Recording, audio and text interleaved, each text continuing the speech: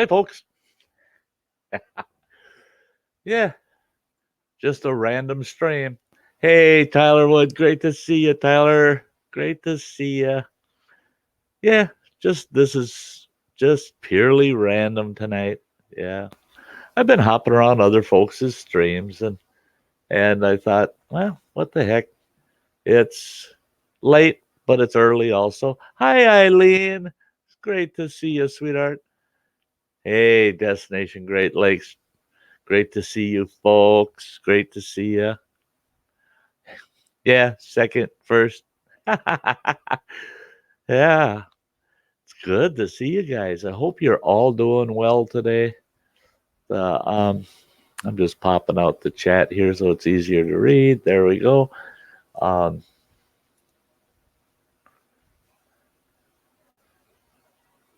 oh, Austin, you did the same kind of thing. Yeah, just what the heck, eh?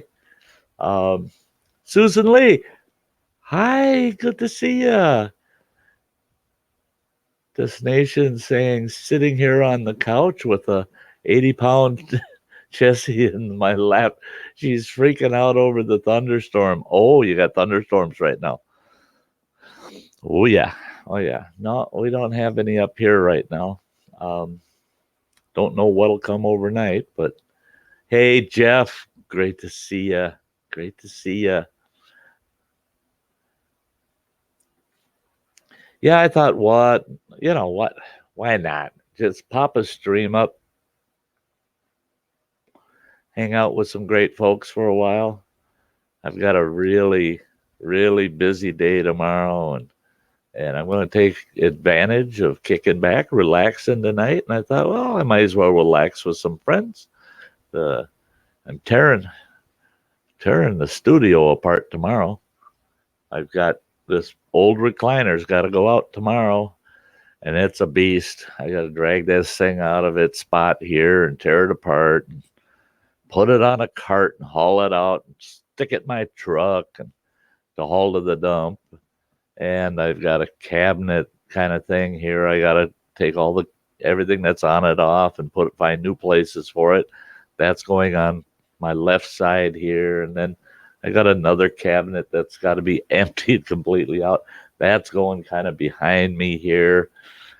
I've got all of my studio equipment, the mic, my lighting, and I've got a camera mount, and I've got the camera and my switch boxes, all that garbage. I got to tear all that apart, and it's all got to be set out here, ready to be reconnected, because on Thursday I will be getting my new chair and my what I'm going to call my mobile studio. It's a rolling computer desk, and all that gear is going to get remounted onto that desk, and I'll be able to roll that desk out of the way when I want, and it'll be right in front of me. It'll have everything, and it'll have my laptop on it. The desktop is actually going to get relocated from its location right over here next to me. So I've got a ton of stuff to do tomorrow to get this ready for Thursday. Now, the delivery of that stuff, the latest I will receive it will be late Thursday afternoon. So I might be just scrambling to get everything assembled and put back in place for my Thursday night stream. But by golly, if I have to, I just set that webcam up with the gear wherever, get this mic mounted to this counter or cupboard I've got, and still stream, even if the desk isn't done. But I'll have the chair up, I'm sure. It's good to see you, Running Water. Great to see you. Great to see all of you. Hey, Bryce from New Zealand. Awesome. Awesome. Okay. Okay, Bryce, that's good. That's fine. Don't worry about it. Um, we got Spicy in the house. Good to see you, Phil. Good to see you. That we got Grandpa's place. Oh man, it's good to see you. I hope you're doing well. I really hope you're doing well. Plain old Chuck.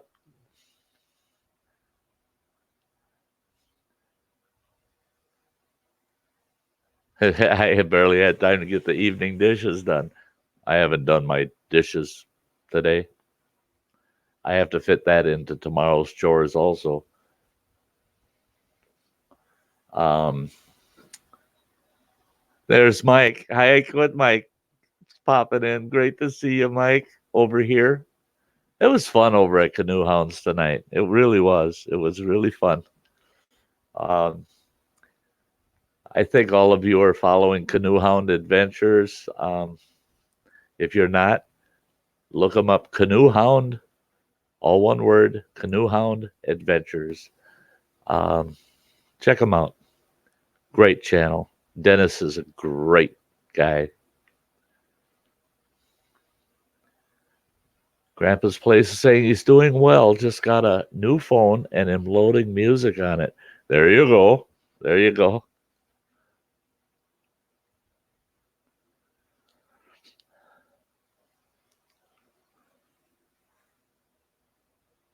Oh, yeah, had a wide load today, 14 footer. Wow. Yeah. Yeah, you got to be pretty exhausted, pretty tired.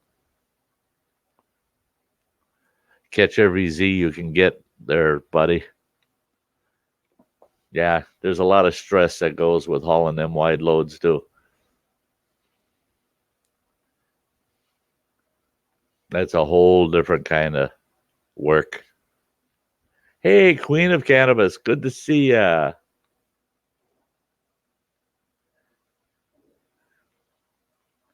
At Grandpa's Place. Got to have my morning drive with Janis Joplin. There you go.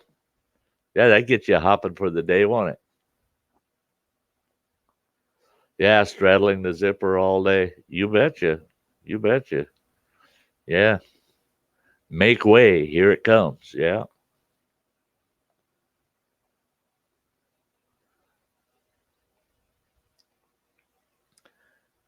I have not, if anybody has gotten any word, I haven't seen hide nor hair of Andy K today.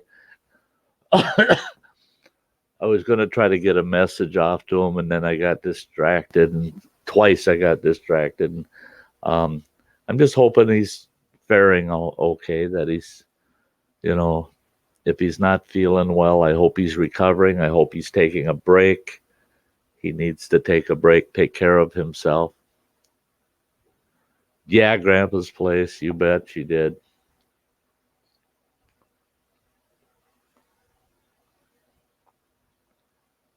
Yeah,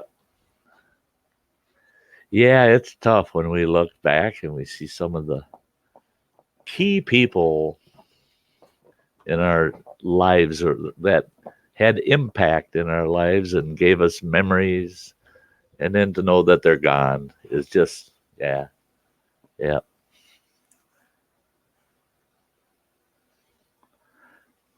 Even some of the older greats that, I mean, they made it to old age and they passed, you still feel like they left too soon. Yeah, it's easy to feel that way sometimes. um, yeah, I try not to get too stressed out over anything, but um, I've been really, boy, the last few days just working it through my, yeah, Three Dog Night. They're still hitting it, man. They're still hitting it. I don't know how many Three Dog Night albums I actually burned them up. I mean, to the point where you're playing them on a high quality turntable, and the record sounds like crap. It's so wore out. And have to go out and find a fresh vinyl, one that you can wear out again. Yep. Hey, Jack. Great to see ya. Great to see you, Jack, buddy. One is the loneliest number. Yes. Jeremiah was a bullfrog. They played that. They played that. Well, two rodeo clowns um, were teasing the hell out of the bull I had to ride in high school rodeo. Yeah, I'll never forget that night. Yeah, Grandpa's places. I think I'm showing my age. Hey, yeah, look at me. I'm actually showing it. Hey, Hazel-eyed Siren. Great to see ya.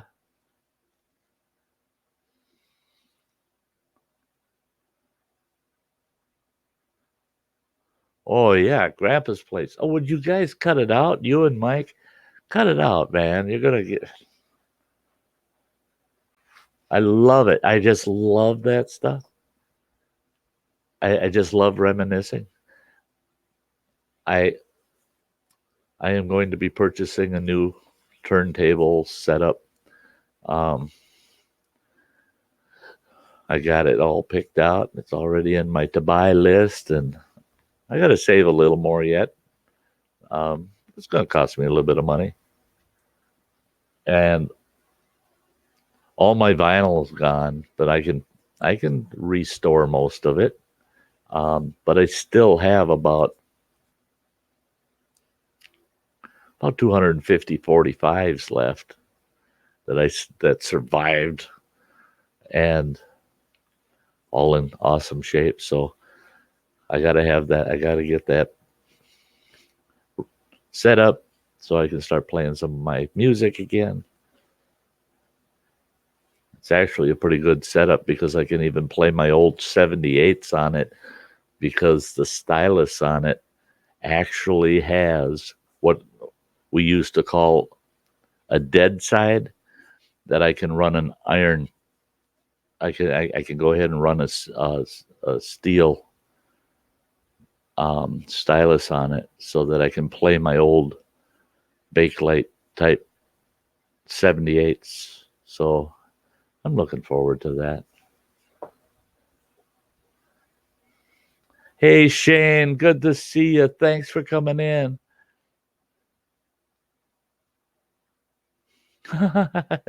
send, send a picture of what Hazel's making for dinner.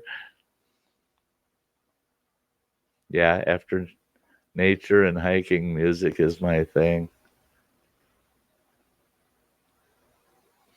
Yeah, that's me too. If I'm not sharing my time with great folks like you, um, I want to be out in nature and or listening to good tunes. A lot of people don't like riding in my truck when I'm off running around because, yeah, tunes are usually cranked pretty good. I downloaded the whole discography for Janis Joplin, Three Dog Night, Leonard Skinner, and then Guess Who. All great music. Oh, yeah.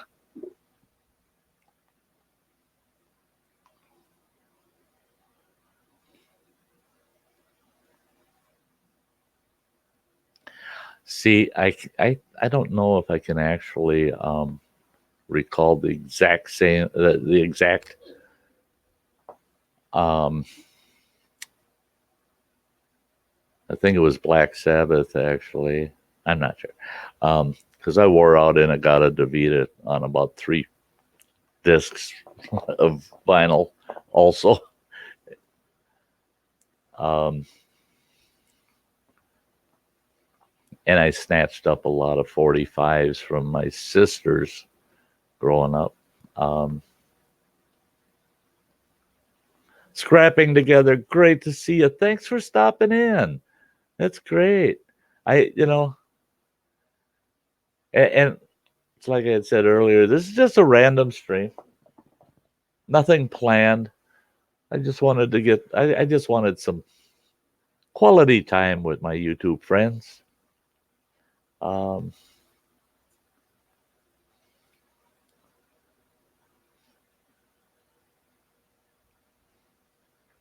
you know, that could have been my first one too, Grandpa's Place.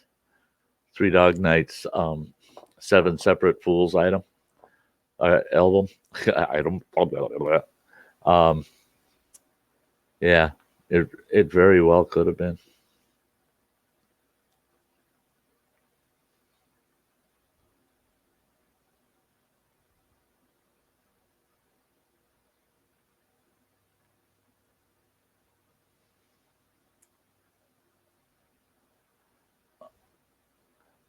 Hazel, yeah, I don't know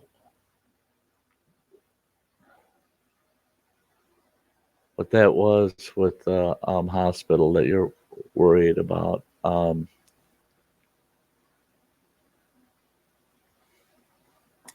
Shane says getting better. Thank you so much, Hazel. Yeah, Shane. Oh, I get. Yeah, now I know what Hazel's talking about. Yeah, it's good that Shane's feeling better. I mean, there was a lot of prayers going out there. Um,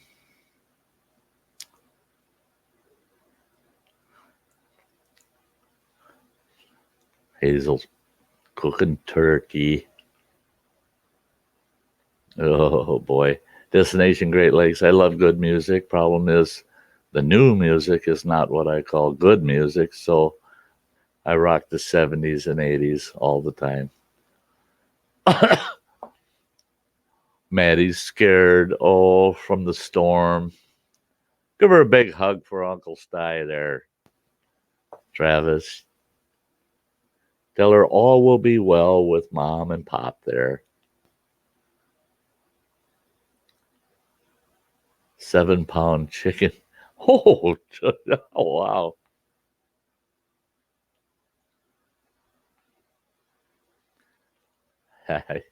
Yeah, your older sister influenced you. Yeah, your musical taste. Should I contact you know who, Sty North? Oh, I don't care. I don't care who contacts who, as long as they don't come in here and troll me. I don't care who comes into my streams because anybody here, if you brought somebody bad in here, guess what? It goes on your, you get the check mark.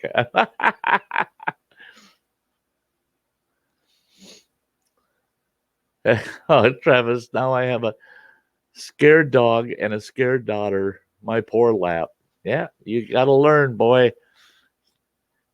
You got to have a big lap when you're the pop in the house. Um,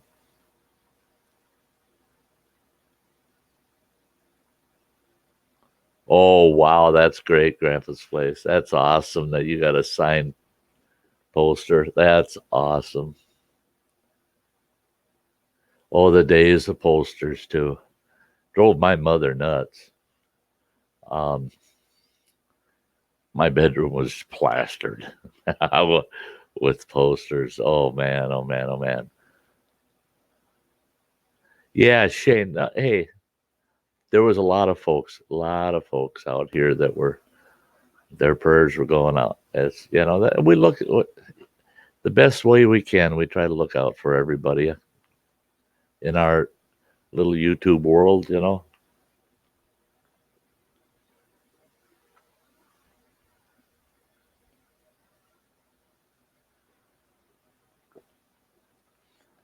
Yeah, Mike. Yep, yep. I remember that. I remember that little bit of history behind the night. Yeah, or the name. It was the Three Dog Night was based on those heavy fogs in the moorlands. Yep.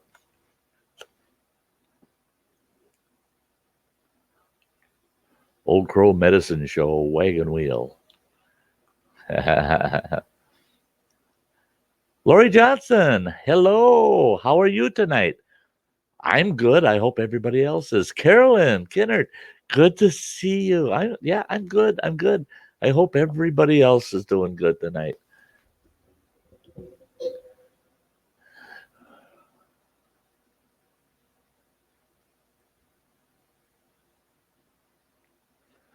Oh yeah, bring in 3 sled dogs to keep one warm. Yep. Yep. I I have to say I actually practiced that on some winter camps in the past. I'd bring a couple of dogs into little pup tent or whatever I was sleeping in, whatever type of shelter, and I'd bring a pair of dogs in, and I'd have one sleeping on either side of me, and I might be in a bedroll, but I'd take a outer wool blanket, lay it over all 3 of us, and their body heat balanced it out to the point where I was comfortable all night. But it's anywhere from 25 to 40 below zero outside.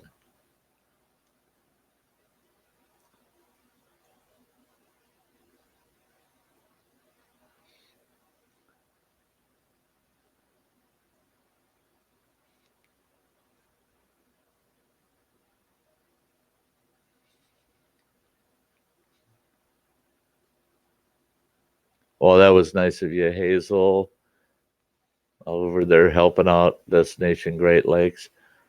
That channel, it's fresh and new, but it's gonna make its mark. I'm confident it will. It's good that you're doing fine, Lori.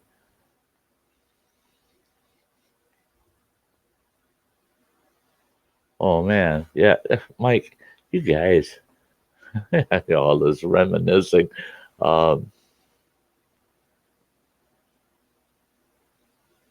hey, there's Dave from Beastly Ironworks. Yeah, long time no talk to Uncle Sty. Yeah, yeah, it's been forever, Dave. I don't know. We got to get together more often.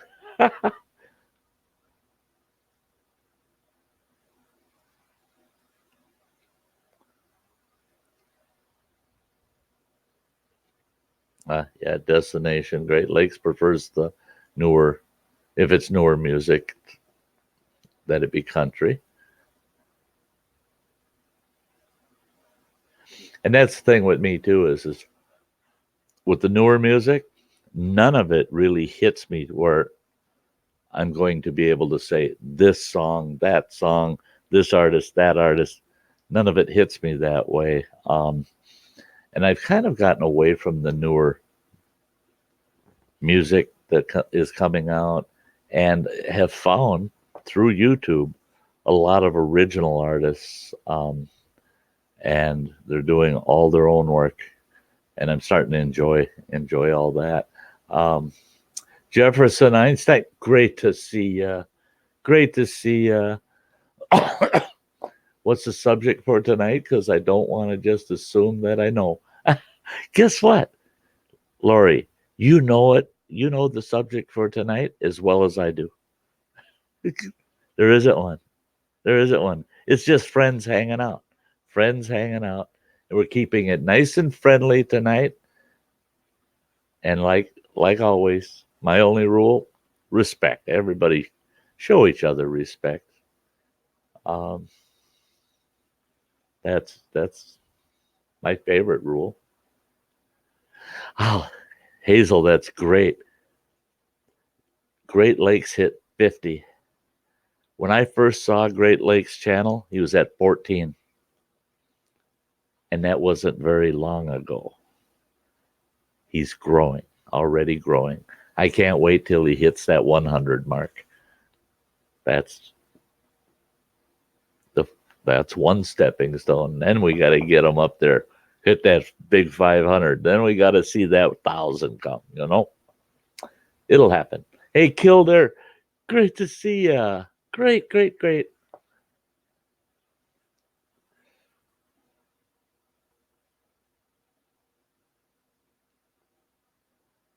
Yeah, pretty much, Mike. I agree with that. Oh boy, people are just busy talking, talking, talking, talking.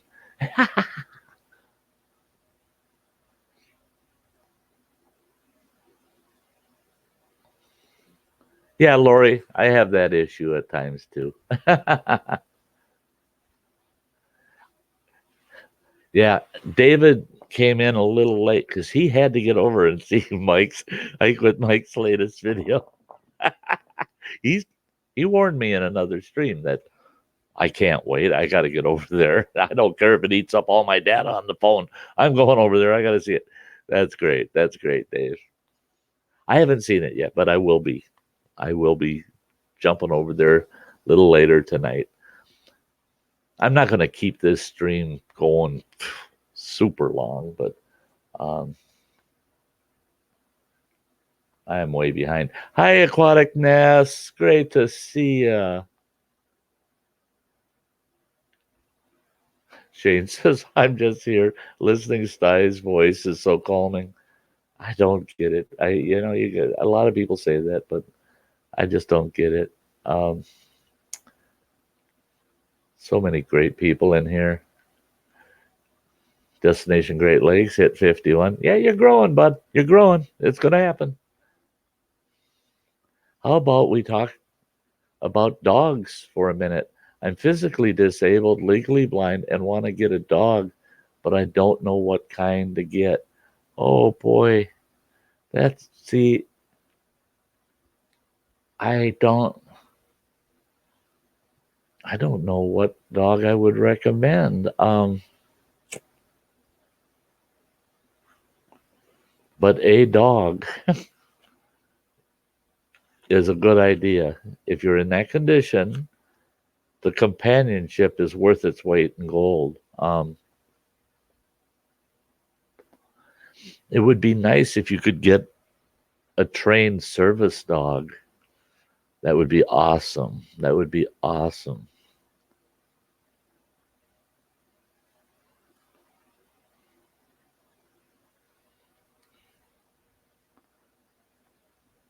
Well, now, Mike, you got me interested in that latest post. Okay.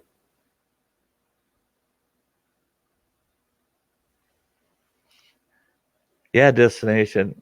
Travis said, yeah, yeah. I know any folks from over here that are going to follow you, go over there and follow. They'll become very devoted to you. Yeah, they'll.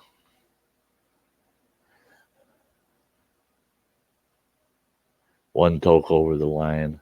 Oh, yeah, you have to. I got that. I got a playlist on my Amazon Music, and I duplicated that list over in Spotify. That, yeah, yeah, it, it's getting huge. It's getting huge. Um,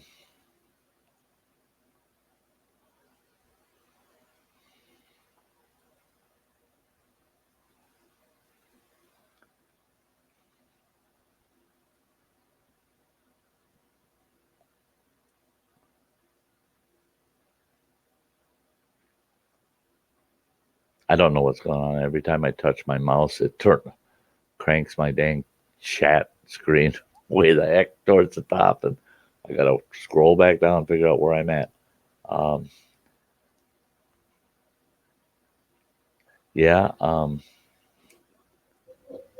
Travis is saying, Lori, you want to talk about dogs? I have a lap dog that hates thunderstorms. She's 12-year-old, 80-pound Chesapeake Bay. Yeah, yeah. Sometimes not having a topic to talk about leads to great conversation because it's free flowing, and that is good medicine. Yes, absolutely, Mike. Absolutely. Hence, random streams. Random streams. Um, this winter, I'm going to be doing a lot of streaming, folks, just so you're aware. And I don't expect people to take time out of their day. But if you have spare time during those streams this winter, come on over because everybody's welcome at the Sty Shack. And we're going to kind of a lot of those streams are going to just be random. They're going to be random topics and um, well, aquatic nests. You don't have to thank me for being over at my stream. I want to thank you for being here. Um, but yeah, the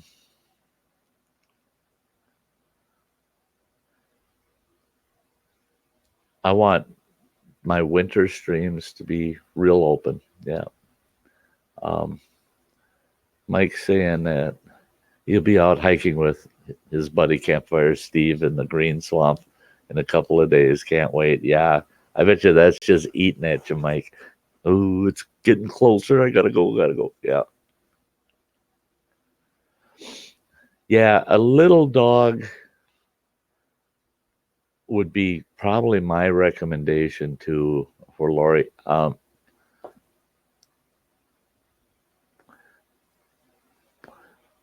A trained service dog would really be the best. Small dogs. Now I have we, my family, we have a dear family friend um, that's blind, and I mean totally blind. And she had a smaller dog, but wasn't a trained service dog, and she actually ended up tripping over her dog and injured herself pretty severely. Ended up with 18 stitches across her forehead where she had hit a table after tripping over the dog. And it's not the dog's fault. It wasn't the dog's fault at all. And she felt so bad. She felt so bad. She was worried about if the dog was okay more than if she was okay. And the dog did get injured, but it survived it all right because she ended up not actually tripping over. She stepped onto the dog, and the dog was laying on its side. She stepped on it, broke a couple of ribs on the dog, um, and now she's got this. I don't even know what kind of dog it is, but it's a big dog, a really big dog. But it's a trained service dog, and I've had her big trained service dog. It's not a seeing eye dog either. It's been trained to be with a blind person, but it's not a typical seeing eye dog. Um, and she didn't want she didn't want she didn't want a actual seeing eye dog because where she lives in about a 10 block radius of her, walks out and she goes anywhere to all the stores she loves, and she goes anywhere she wants without a seeing eye dog. And I mean, that girl's she's definitely got a heck of a memory. She knows where every crack in the sidewalks are. But this new dog she has, I've had that thing almost knock me over to get for that he was getting out of the way for her. And it's nice because he'll run interference and make sure her path is clear. And so, yeah, he's a nice dog too. He's just friendly as can be.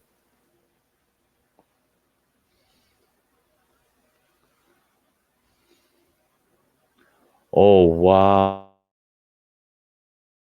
Trainer come to the house and abuse the dog. That's terrible. Um,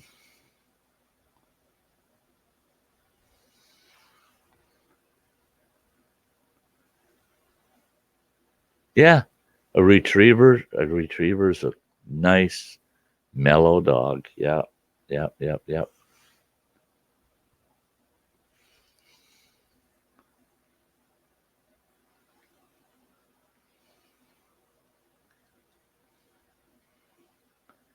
Jack D. Hey, hi. I'm getting around tonight. There you go. Um,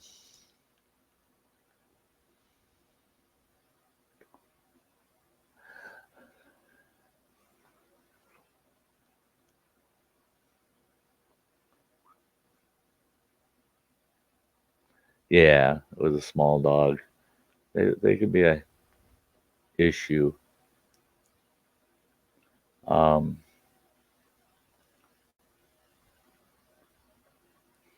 my wife's dog is a beagle and Boston Terrier with a bridal color. Cool. Jack D says, Sty saved me earlier over a Dakota pit. Long story. Yeah, but those of us that know what a Dakota pit is, you know, to me, you made yourself perfectly clear. I know exactly what you're talking about. And I thought, hey, these are outdoor guys. They don't know what, you could have called it a Dakota hole, a Dakota pit. You could have called it anything with the word Dakota in it. And we were talking about hot fires. I thought for sure they knew exactly what you were talking about. But then when I realized they didn't, I thought, well, I'll throw in a little suggestion of what it is and see if I can walk them down the right path. Yeah, it worked. Hey, Beach Bluff Outdoors, great to see you. Welcome to the Sty Shack. Yeah, it's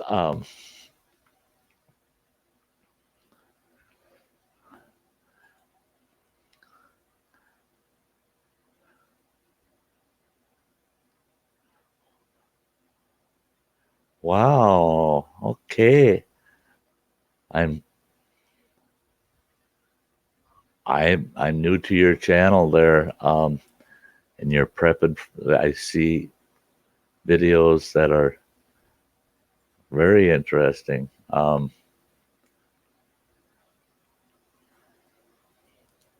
Yeah,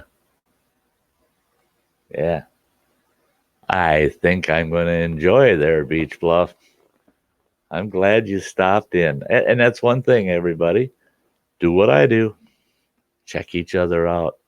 What I do is I'll see somebody come in that that I'm not certain if I followed them. And I go over to the three dots, I go channel, open it up.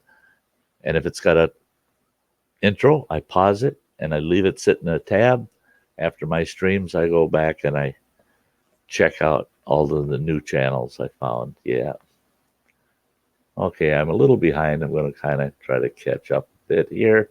Um, okay. Grandpa's place. My daughter dropped off a pit bull puppy. It loves to climb on my lap and lay there looking into my eyes while I rub her face. Hello. Yeah. Yeah. I've always, you know, it's very where it's that way in the whole animal world. I've seen little toy poodles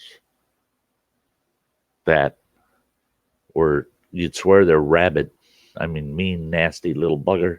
And then another one that's just lovey dovey. I've seen the same thing with pit bulls. One that's mean, nasty, and another that's just lovey dovey. And they have personalities just like any other creature in the world.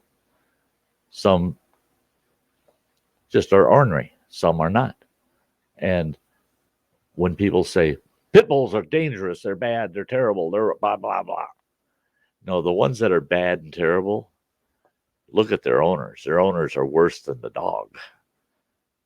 Don't blame the dog. Don't blame the dog.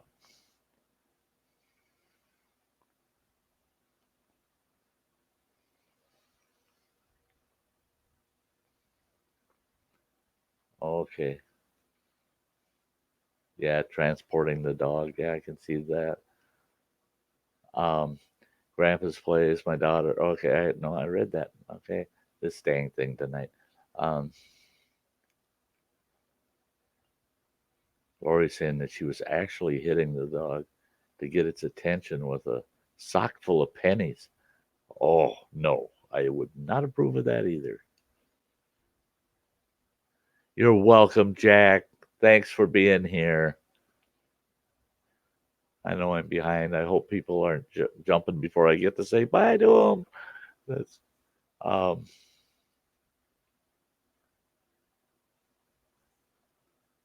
yeah, Carolyn, Carolyn, that's so true. That's so true. I know there's foundations for the blind that help set up computer systems, and so that you know, they have technical access. Hey, Super Mom, great to see you. Thanks for stopping in.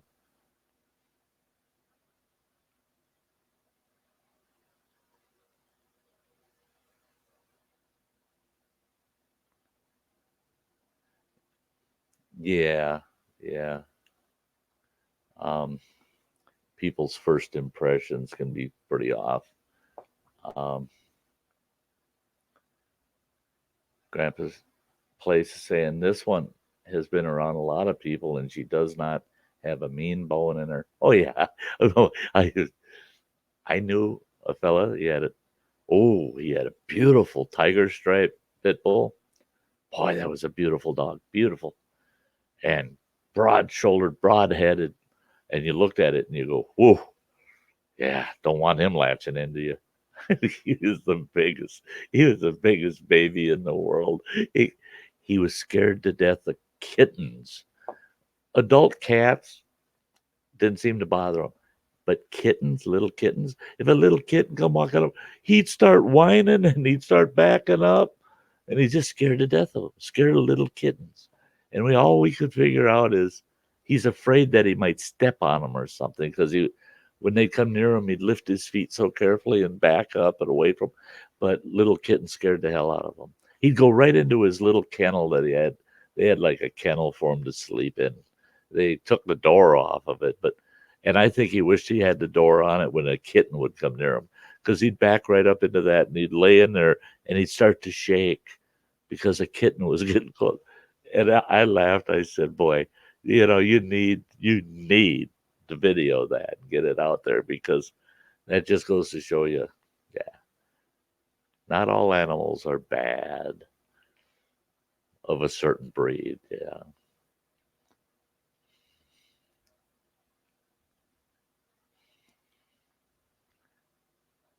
yeah, Lori. Yeah, I don't know. I don't know, but I've seen you around. I know I have. I do know I've seen you around, and I'm trying to think of where I first saw you, but I just can't recall. Hey, Jared. Hi. Thanks for stopping into the Sty Shack.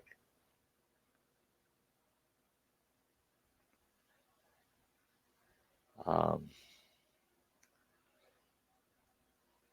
Bradley. Yeah, there's Bradley. Hey,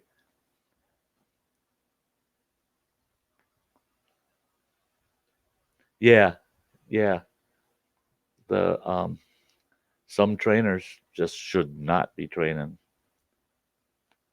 Jack's still here. Was Is there any popcorn and root beer left, Jack?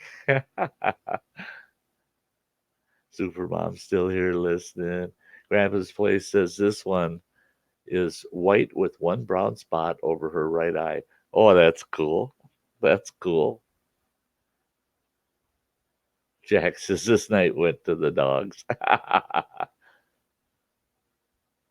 Oh, she cuddled with your kitten. That's neat. Good night, Queen of Cannabis. Thank you again so much for being here.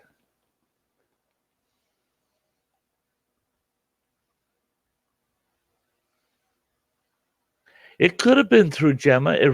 Lori, I wouldn't doubt that a bit. I would not doubt that a bit. Yeah, yeah. Because I spend a lot of time over at Gemma's. Yeah. Yes, Carolyn, you take care too. Take very good care of yourself. Wine tonight on the Oregon coast. Wine. Oh, nothing wrong with that. Oh, I can't. Wait, just adjusting myself in this old chair. I cannot wait till this thing's gone tomorrow. If I don't have my new chair for my stream Thursday night, I'll be sitting over here on the couch, streaming from the couch. Or maybe I might grab one of my table stools. Right, my table is great big tall bugger, bar height, and I've got two stools with backs that sit at it.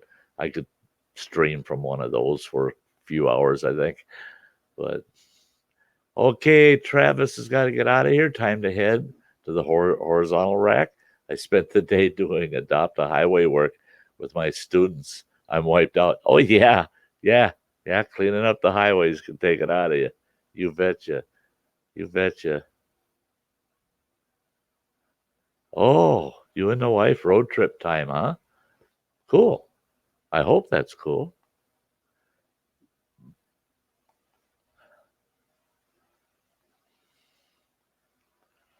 There you go, Lori. There you go. Yeah. And Jack says, indeed, as I watched the sunset. I'm thinking of this winter having a series of videos or stream series.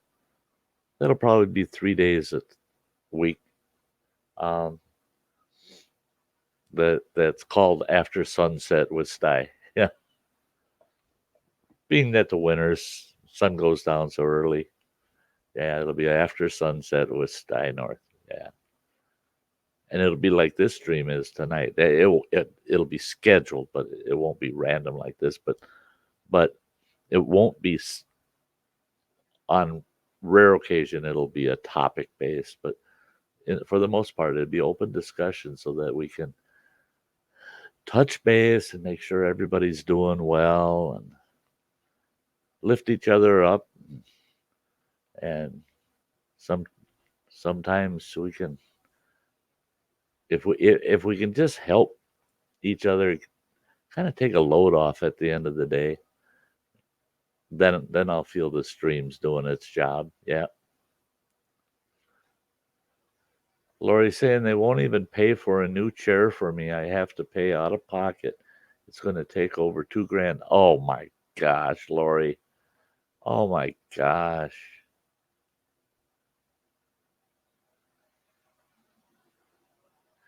Bradley. Only thing is I don't know where to go. My ex-wife and I, in our younger years, when we only had one or two kids, well, actually, even when we had all four of our kids and they're just little, I'd say, let's go for a ride. Everybody always said, yeah, okay. We'd all load up in whatever vehicle we had at the time. And they'd say, where are we going? That away. And we'd just go. We'd just go. And then we'd look for places we hadn't been. Let's go down that road, see where that goes. Let's go over there and do that. See what's over there. Um, and we found a lot of neat little things that we never knew were there just by doing that, by not having a destination. Um,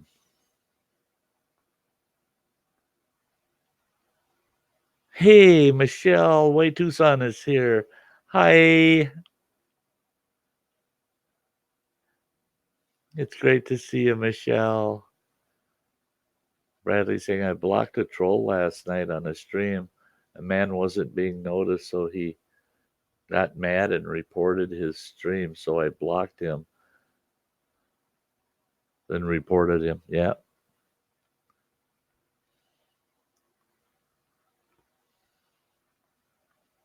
Yeah, Jack. Yeah, exactly. Exactly. Jack said, I like these streams. Helps with stress to interact with good people. That's it. That's it. You know, the yeah, Bradley doesn't like trolls getting to anyone's live streams. Yeah. Bradley does not like trolls. Trolls. Uh-uh.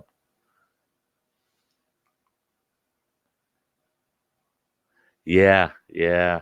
Michelle, that's you know, yeah, on occasion, yeah, you've got a destination. You know where you're going. You got that destination. And then when you have those times, because you have that freedom, if you're living out on the road, you have that freedom to say, guess what? Let's just head west or let's head south. Let's head to this state or that state. And let's see what comes of it. Let's see what's in between. You know, yeah, this stuff's, yeah. Um,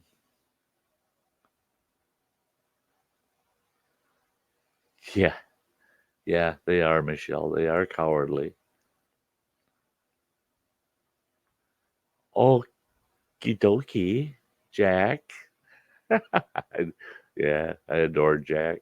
He's been there for me for so long. Lori's saying I finally put up my PayPal, hoping for some donations to see if it could help me out with getting my chair. There you go. So your PayPal's on your channel now, Lori. Everybody go over to Lori and check her out. And if you feel the urge to give her a hand, get her PayPal and get over there and give her a hand. Every dollar counts when you're in that kind of situation. Um, yeah, Bradley says I'll block them in a flash. Went to try it, try me. Um, see if my fingers and that block button comes in contact. LOL. Shane's saying I'm off to bed. Good night, everyone, and thank you so much, Sty, for the chat. You're more than welcome, Shane, and thank you so much for being here. Thank you, thank you. Yep. Good night, Jack. Yoran, hey, great to see you. Yes, it's morning for you. Um, early morning, very early morning.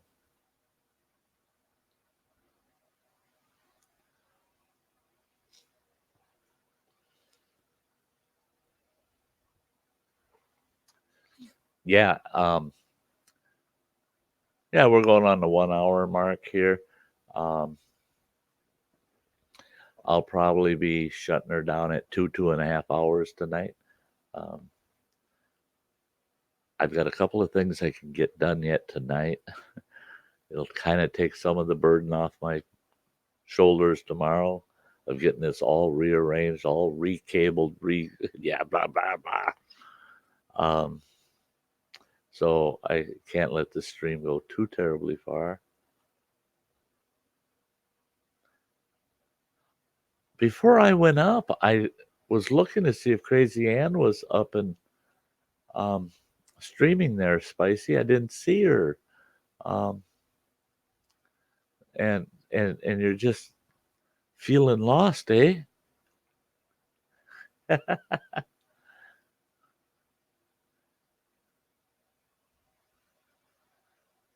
Wait, his son, yeah. And hubby forgot to do his chat tonight. LOL. I didn't see it. I kept watching and I didn't see it. And yeah, it happens. It happens. And if he would have gone up live, I would have been in your chat, your guys' chat. Um, and then if I still felt like coming up and doing my own, I would have done it after the fact. I was over at Canoe Hounds until it ended, and then if um, Richard would have been up, I would have been there too. Um,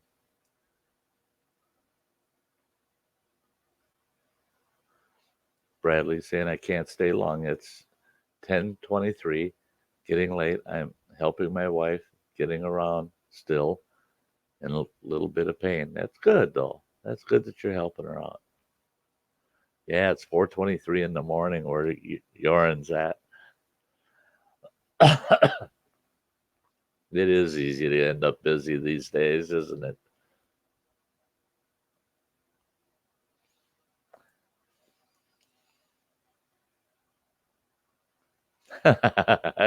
Dave over at Beastly Ironworks.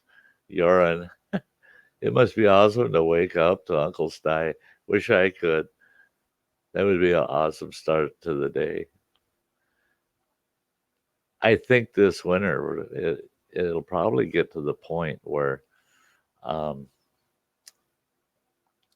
other than days that are perfect for me to go out snowshoeing it somewhere, I I probably will have a daily stream, and I'm thinking on occasion I'm going to have like a bright and early stream for those folks here in the U.S. Um, make it really bright and early. Probably started at 6 a.m. or something of that sort, and just do a morning stream once or twice a week, kind of thing. Oh yeah, yeah, Phil, spicy. You're absolutely right. Yeah, yeah. Crazy Ann is a special girl, that's for sure.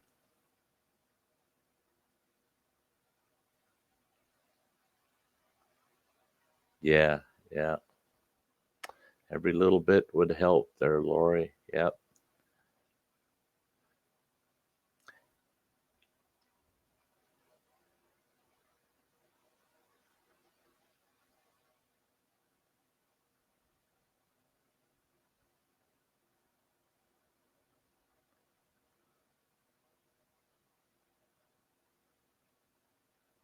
Yeah, that's the thing is when if a person has some resources, they can they can look for. Uh, my mother, her first power chair, there's no way she could afford it at the time,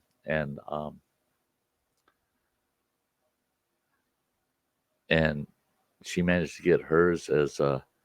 They called it a refurbished chair, but then we found out that the person who had bought it, um, had only used it for about 30 days, and then they moved the person into a nursing facility, and then they passed away at the nursing facility. So the chair only got used a few times by this old gal. Um, and my mother got it for almost a third of the retail cost of it. And we thought that was absolutely amazing.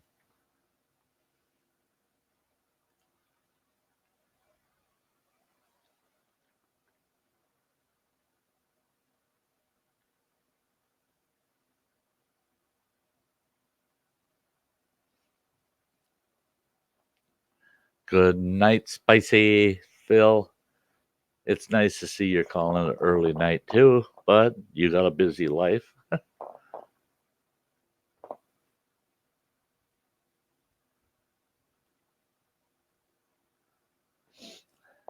Yeah, Crazy Ann's funny. Yeah, she can lift your spirits up.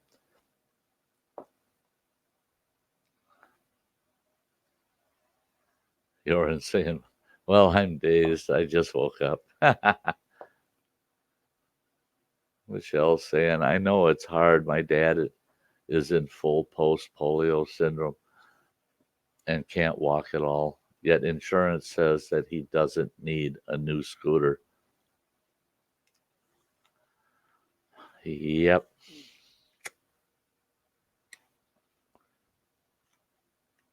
Every time, every time insurance or a government agency that a person is insured under says, well, we've determined you don't need it. Oh, I'd love to put the decision maker in a chair for a while and see how they like it.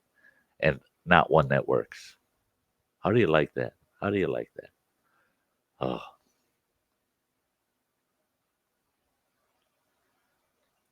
the one he has is 15 years old, and my uncle has had to Frankenstein it together at this point. Yeah, yeah, baling wire and paper clips and duct tape and keep it running because they won't replace it. It's insane.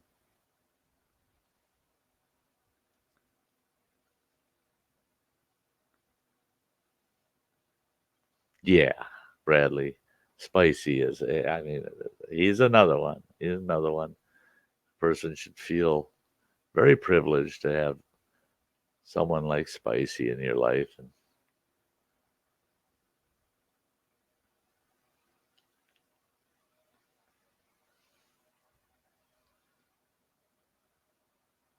um, yeah, I saw most of Cab's road trip. Yeah,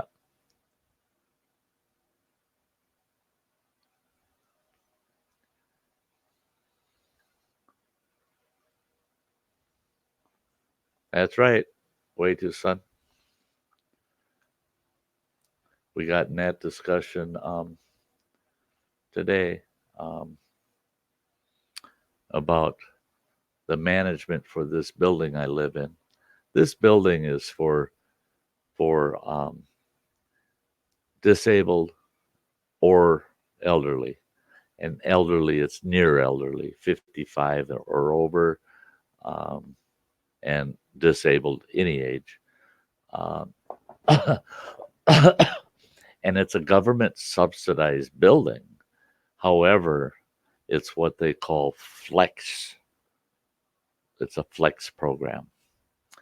They can put people in the building that are high income, but they pay full market rate for their apartment. They don't get any kind of subsidy or benefit. They got to pay full market rate, and it matches the market. So we have a few people in here that have really good pensions. They got plenty of money coming in. They could afford to live elsewhere. However, the management here treats the residents like they're the management's children. And they keep, again today, they came up with some new rules, they said. And I went storming in their office this morning. I said, you shove your new rules clear up your ass, turn them sideways, yank them out, shove them back in again. And they went, whoa, whoa. And I said, no, whoa, whoa. I'm sick and tired of you posting these new rules, but they never get added to the lease. If it's not in the lease, none of us in this building are following your damn motherly rules. This crap. Now they put a sign up on every floor of this building that if they decide to do a random inspection of our units, and they said, we will notify you that we're doing random again. But if we inspect your units and we find any dishes in your sink that are dirty and not put away, you will get a warning. The second time we catch you having dirty dishes in your sink, you will pay a $30 fine for that. The third time we catch you, you are subject to eviction. I said, you threatening, nasty mother. I said, you're not my mother. My mother was 87 years old when she passed away. And ever since then, I told myself, nobody's ever going to talk to me like my mother did because they're not my mother. I'm not going to hear it. And they said, well, you're going to have to put up with these rules. I said, no, no. I want to see you write that in the lease and see it hold legal water because it won't. You cannot dictate something so foolish and get away with it in the court of law. It's not going to happen. And I warned them today. I said, back in 1988, I formed a tenants association for a Native American housing authority. I got all their tenants together. We worked it out. We got our charter all set up. And them goofballs went and elected me the president of their tenants association. I just wanted to help them get it set up and control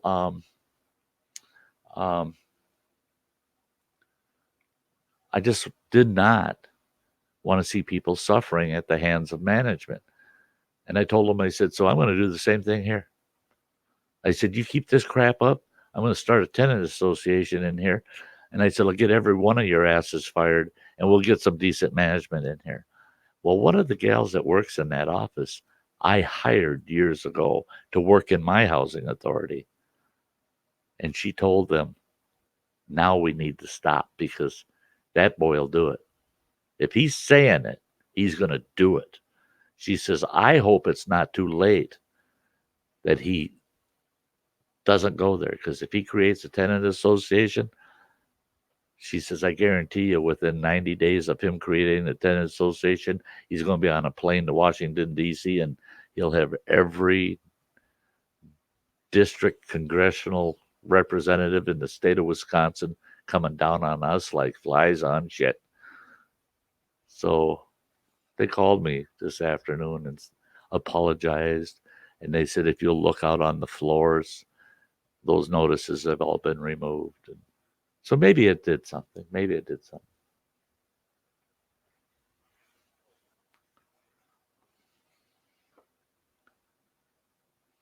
Yeah, Grandpa's place. That's right. Yep. Well, they didn't. They kept me tied up for 5 days on a notice of random apartment in, inspections. I found out on the morning of the fifth day, the very first day, they inspected all the apartments they were going to inspect, and they were done. But they didn't notify everybody that you don't have to be ready for the next 4 days because they're done. They didn't tell us. So everybody in this building is on pins and needles, and you're out of the rack. For me, it wasn't too bad, but some of these people, it's tough for them. They don't even get out of bed till 10 o'clock in the morning. They're disabled. And we were ordered, you be out of bed, showered. They actually told us, get out of bed, shower, make your bed, make sure all your dishes are washed, everything's put away, and be ready by 8 o'clock in the morning for an inspection. All 5 days. Whether or not you'll be picked or not is iffy. It's totally against Wisconsin state statute to do that. You're not allowed to pull that crap. They did it anyway, even though I went down there and I stuck the statute right in their nose. Said printed right off. Right, this is right out of state law. You can't do that. Our attorney says we can. And if you don't like it, when after we inspect, go file a civil suit against us and see how far you go. Because they know we can't afford to go start filing civil suits against them. I said, I'll start a damn uprising. You know, but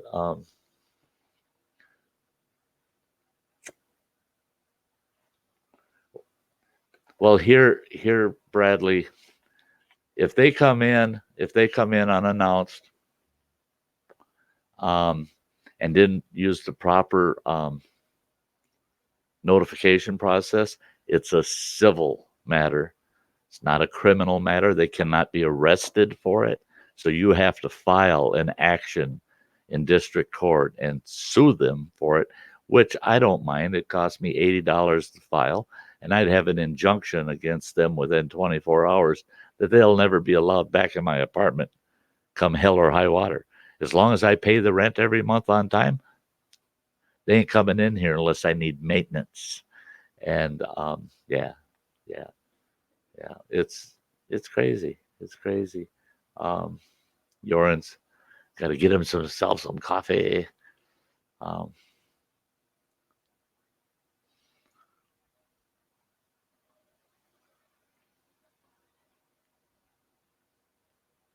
yeah, yeah. Michelle, isn't that insane? Sit in front of a judge and try to explain you're evicting them because of dirty dishes.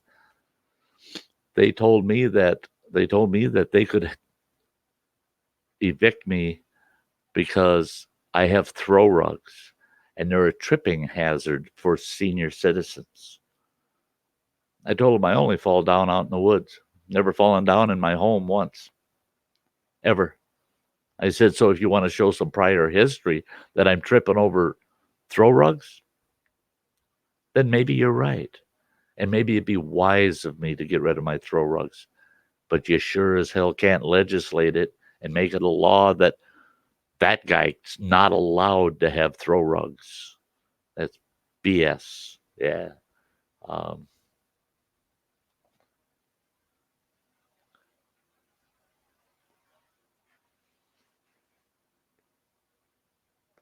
yeah, Lori, that's it. That's it. That's it.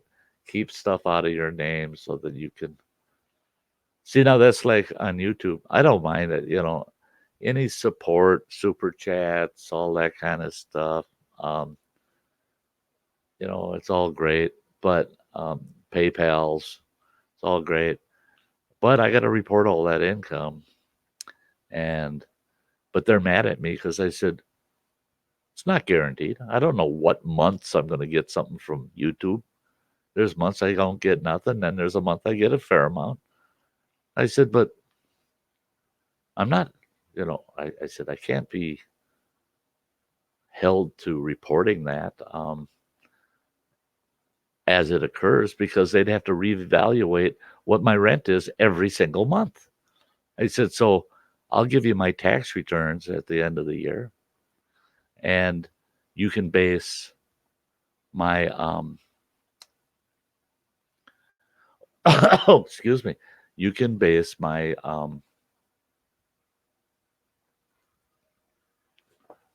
monthly rent on my prior year's total income, and I'll pay that for the next year, But um, they're insistent that no, they can that they can make me do it every single month, blah blah blah. Well, I looked in the lease. Guess what? No, they can't, because until I have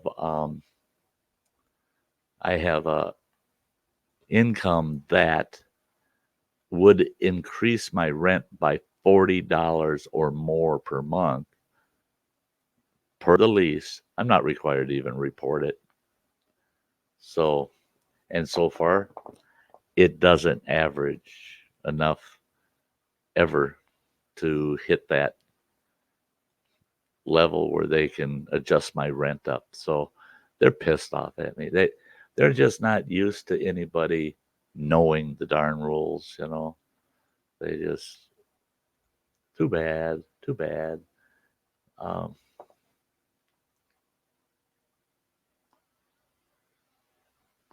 yeah, Bradley, that's good. Yeah.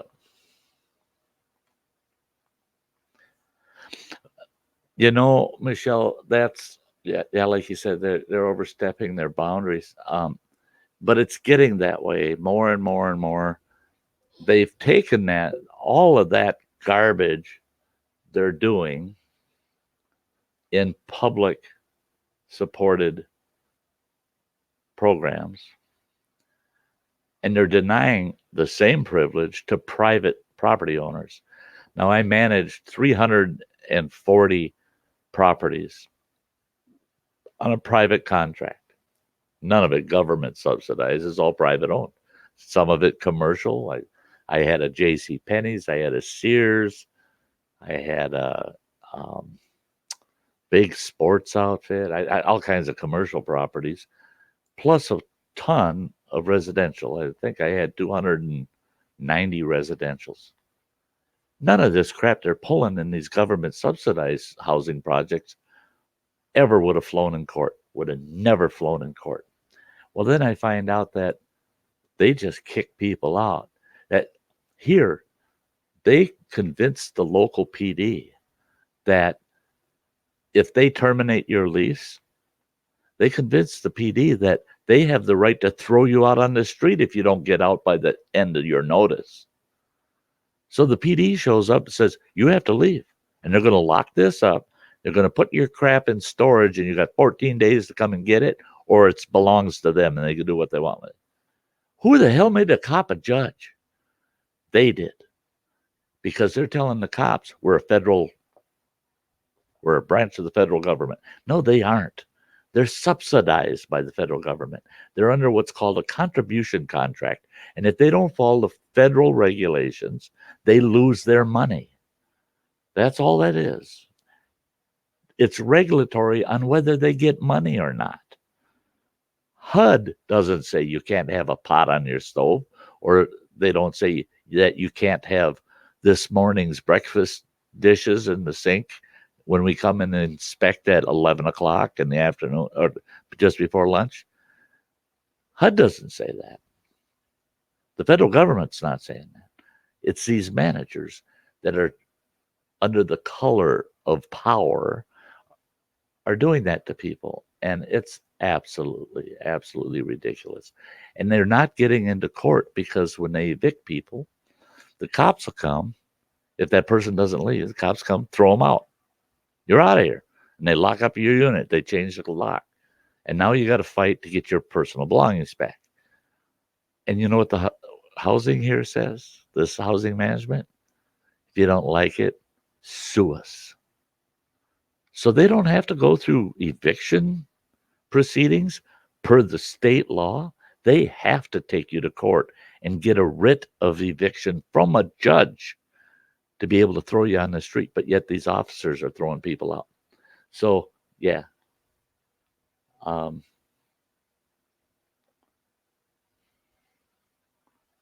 Yeah, Evie, it's the private landlords that they really take it bad. Take it bad. I hated it. I well, I like my job, but I hate it. Hi, Wanda. Um, you got to go to bed. Oh, sick with sinus and hay fever. Oh, I hope you get well soon, Wanda. Um,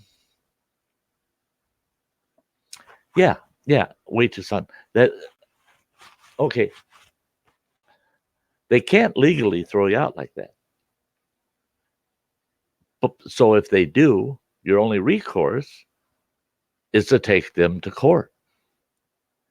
Take them to court. It's a civil matter. It's not a criminal matter.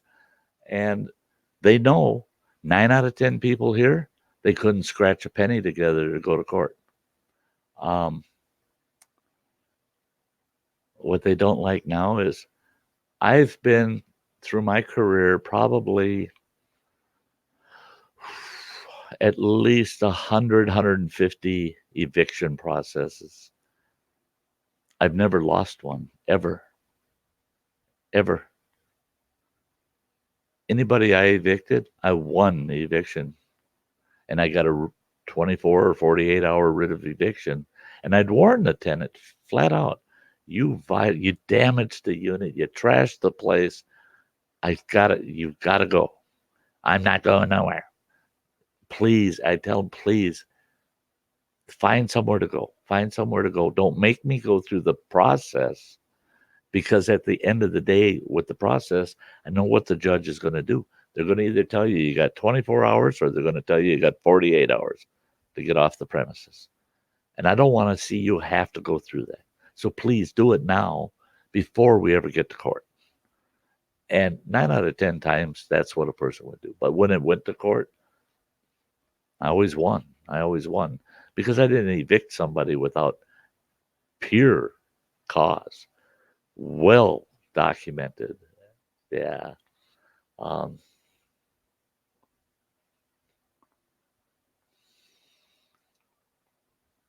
that's right.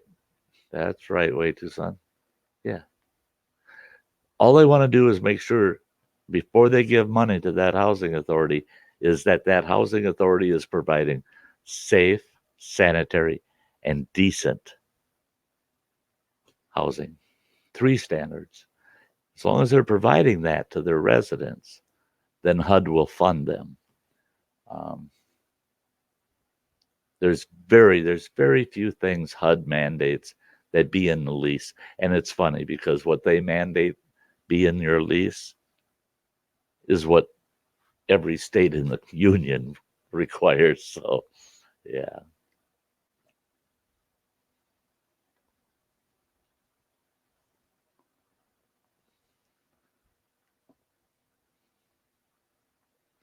yeah, yeah. Suing the housing management and the police department. Yeah, see, they know. Try to throw me out that way. Oh no, we're going to have our day in court. And the chief of police here and I are very good acquaintances.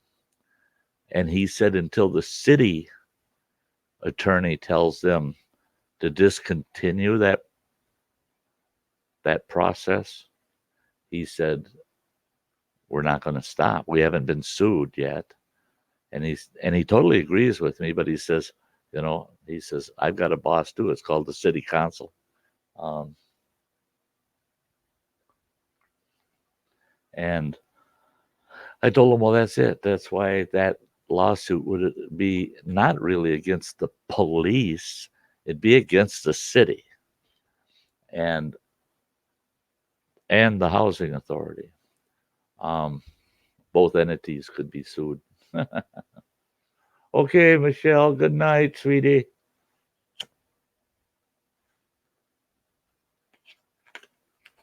Hey, Pitbull, great to see you. Turkey leg.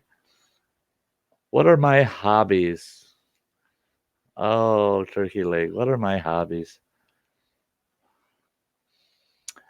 I don't have any true hobbies other than I like to sit and whittle, but I don't do it here in the apartment. Whenever I get outdoors somewhere, I'll sit and whittle. I'm not a good whittler, but I enjoy it. I love doing it. I am picking up a new hobby sometime after Christmas. My son is building me a dulcimer, which is like a lap guitar. Um, I used to play years ago, and so I'm picking that up. That's going to be my next new hobby. Gilder had to go. Good night. Good night, Gilder's wonderful you were here. Um,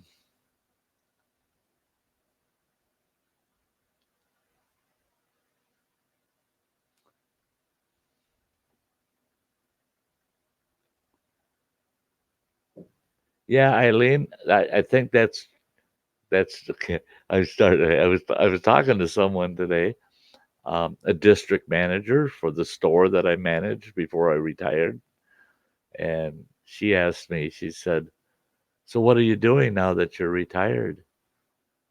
And I said, "Well, I'm occupied." And she goes, "You went back to work without coming back to the store? You know we'd take you back in a flash." I said, "No," I said, "I'm occupied. I have an occupation. It's called hiking, camping, and fishing, and hanging out on YouTube." Yeah. Hey, Michael Smith, great to see ya. But Eileen's right on key there. Fishing and camping. I didn't get to fish near enough this year, but yeah, we're gonna take care of that.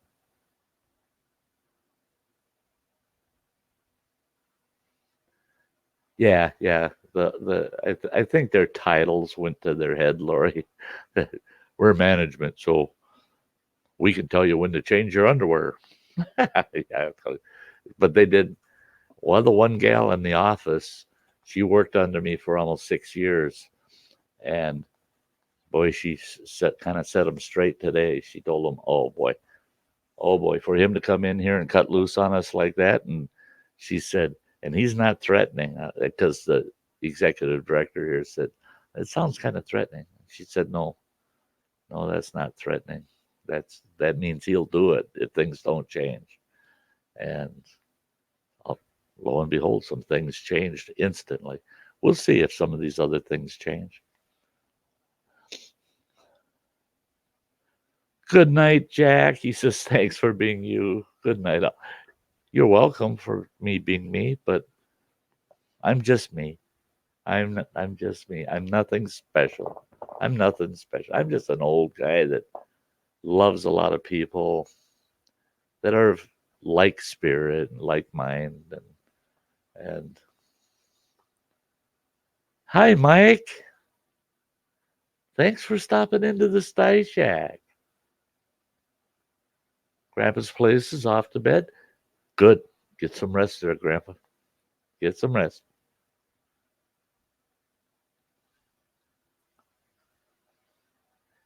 Hey, Angel. Yeah, love you too, Angel.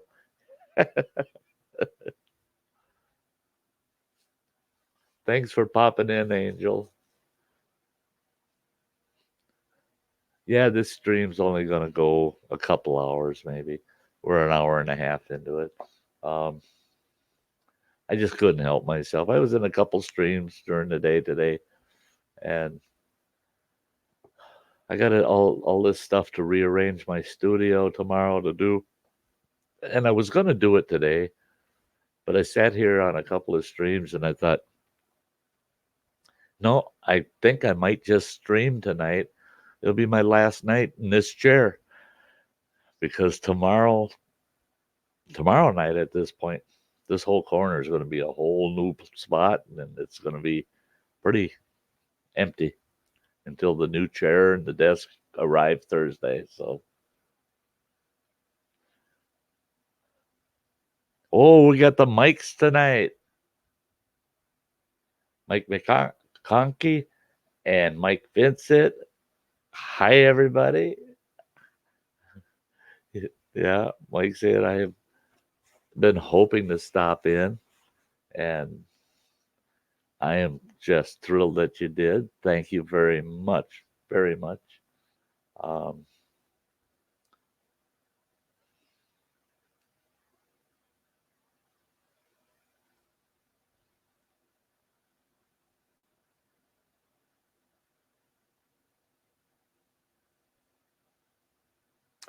uh, yeah, in our lease, it's specific. It's it's spelled out in the lease, just firm as can be. I can give them a notice on any day of the month. We're required to give a 28-day notice. And if we do not give them a written notice, 28-day notice, they will not consider the apartment vacated, even if you move out of it. They will not consider it vacated for 14 days. After 14 days per the lease, that of you not being there, then they will consider it vacated. They'll change the locks. They won't deny you access to it. They'll change the locks, and you can come to them, and they'll let you in anytime you want to get your things and get stuff moved out. But that's when the clock will start for 28 days. And that's per the state law here. Um, but it's a 28-day notice. So if I gave,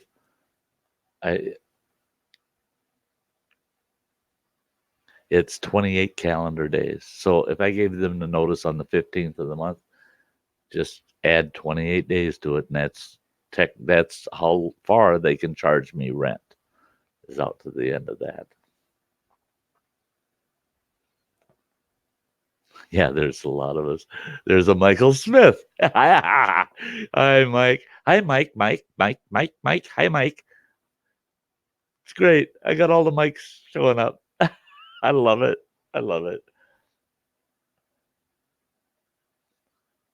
Yeah, it's a whole pack of mics. Yep. There's a lot of mics in the world. There's a lot of mics in the world. I've got several past personal friends that were mics and a whole bunch of YouTube friends that are mics. Yeah, we got Hike with Mike. I don't know if Hike with Mike is still in the house. I don't think so. He said he was going to bed. Um,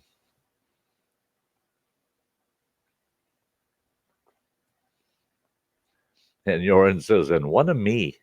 Same with me. There's only one Sty. There's only one Sty North in the world. Yeah.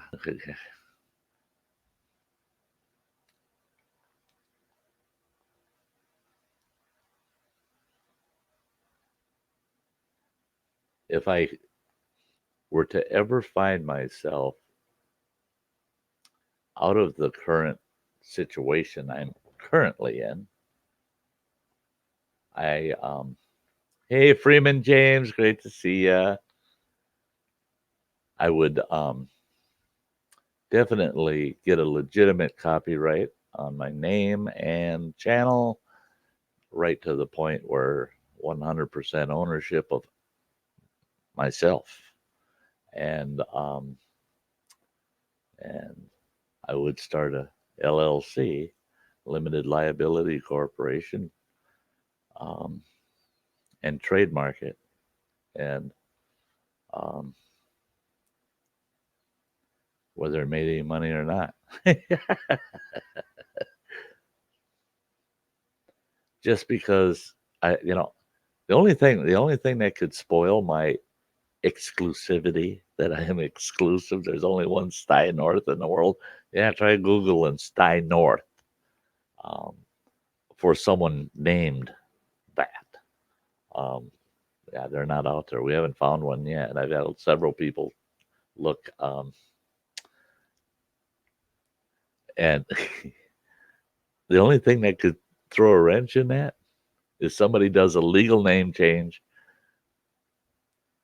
or their last name happens to be North, and they name their newborn baby boy Sty. Mike Vincent said the mold was broke after the urine was made. Oh, and it's Sty as well. Yeah. Oh, yeah. I think after they molded me, they went, oh, break that mold, break it. We don't need a bunch of him running around. Yeah, yeah. Me too, Chuck. Yeah. I'm unique. I am absolutely unique, just like everybody else. That's what the one thing that makes every one of us identically the same is our uniqueness. It's the one thing we all have. We all have our own uniqueness. Yeah. And that is so true, though. That is so true. I've seen people that you'd swear that they're darn near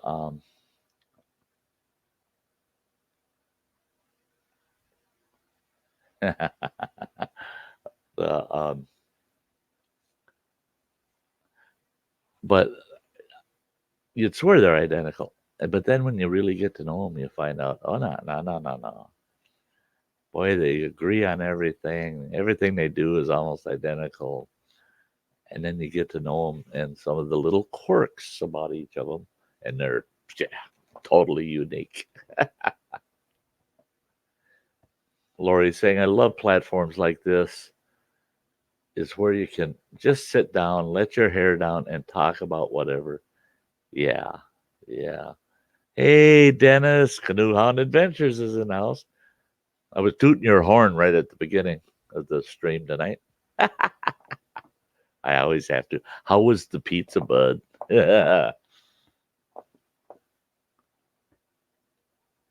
Yeah, I love platforms like this, and that's why I love my streams, is because you know as long as we're respecting each other, every single stream is rewarding in my mind. It's whatever comes of it, it's always a refreshing process for all of us to get together and share. And yeah, Mike says I like the lack of BS here. Yeah, I mean I see. I'm not good with. I don't tolerate BS well in the real world, out on the streets, in the real world. When someone tries to use BS on me, where they're just you know just pulling my chain. I walk away from them. I got no time in the day for. Got no time in the day. Um, I love real people, real people. I love people that are willing to admit, I don't agree with that. I don't hate you for thinking different than me, but I personally, I just don't agree with that. Okay, that's cool, because I'm not here to BS you into being like me. I don't want to turn anybody out there into me. I do not. This world doesn't need another me. Doesn't need it. Okay. I have to look at this. Yeah. Toot toot. Pizza and wings were awesome. I bet they were. Sty's kind of a hungry boy right now. I still have a lot of leftovers. I had burritos. last night. Oh, and I overate. Oh boy, I overate. I have not eaten yet today. Um, Other than I had a Twinkie to jack my sugars up a little bit because I checked my blood sugar and it was kind of low. So I ate a Twinkie and I feel like $1,000,000 now. It's all that rotten sugar that's in a Twinkie. Um, but yeah, pizza and wings. I don't have either. I'm out of frozen pizzas. Wings are not readily available in my apartment, but I do have taco fixins. So I could make myself a burrito tonight.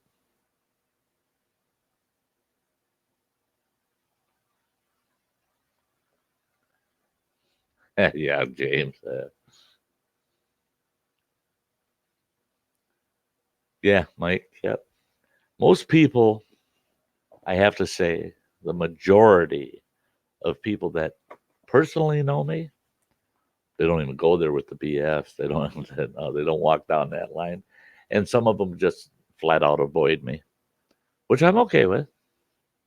I'm okay. Doesn't matter to me. Um, Sometimes they'll feed me a line of BS, and I'll say, "Oh, if you don't mind, I've got a response to that." They always say, "Oh no, go ahead. I want to hear your response." And then I'll tell them my position on it and any facts that I base my position on. And then when I'm done, I'll say, "There you go. Now we both know each other's positions, and it's time to let that water go under the bridge, or I'm out of here." And they go, "Well, now wait a minute. I want to respond." I said, "No, we just had the discussion. You gave me your BS. I just gave you my response. It's over. It's done. There's nothing else to talk about." "Oh, there's a lot to talk about." "Only if you want to keep BSing me. So drop it or I'm out the door." So people know. "Hey, Will the Rocker, it is awesome to see you." Little Willie went home. Great. Eileen, there you go. Uh, the Oh, you guys. Chuck says that's how you catch a unique rabbit. Unique up on it. How do you catch a tame rabbit? Tame away. Oh, you guys. James saying, "Do you have a sty in your eye, guys?" Yeah, as long as my camera's still working. She said Chris went and watched one of my videos and he messaged me and he commented in the video and he swears he's not lying. He had a commercial about how to get rid of a sty in your eye. He said he could not believe it. He was wondering if I intentionally put that there. He says it was this medical kind of commercial because I monetized before my video started, and it was the video on the first aid kit that I did. I go, oh my gosh, you gotta be kidding. He goes, no. And he agreed that it must have been because it was about a first aid kit, so it's medical related. So they popped up a medical related advert, and it happened to be about getting a sty removed from your eye. He says, "Well, now we know how to get rid of styes." It was in your commercial. I said, "Oh, geez." Mike Vincent says, "I'm too honest with people." Yeah, yeah. You're right. Anybody that comes in here is going to get a sty in their eye. Eileen said, "Sty, you already have another you. You have running water." Yeah. Oh, he's kind of like me, but he's definitely himself. Running water is definitely unique compared to his pop, but we have a lot of common things too. Um, yeah, Mike, being too honest with people. Some people just don't like that.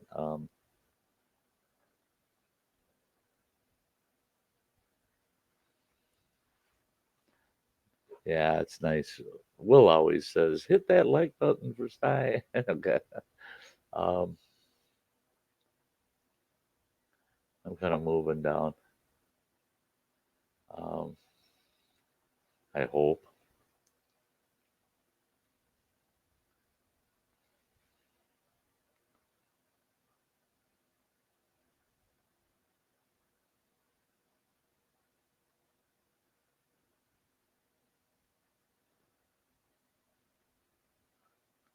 There you go, Lori.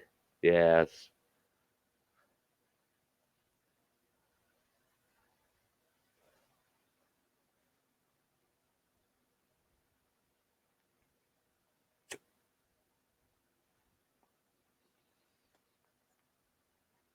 Yeah, Lori's unable to read the chat. And that's why I try to, as much as possible, try to keep up with enough of the chat and read what people put up there. Anything that's like a keynote, something that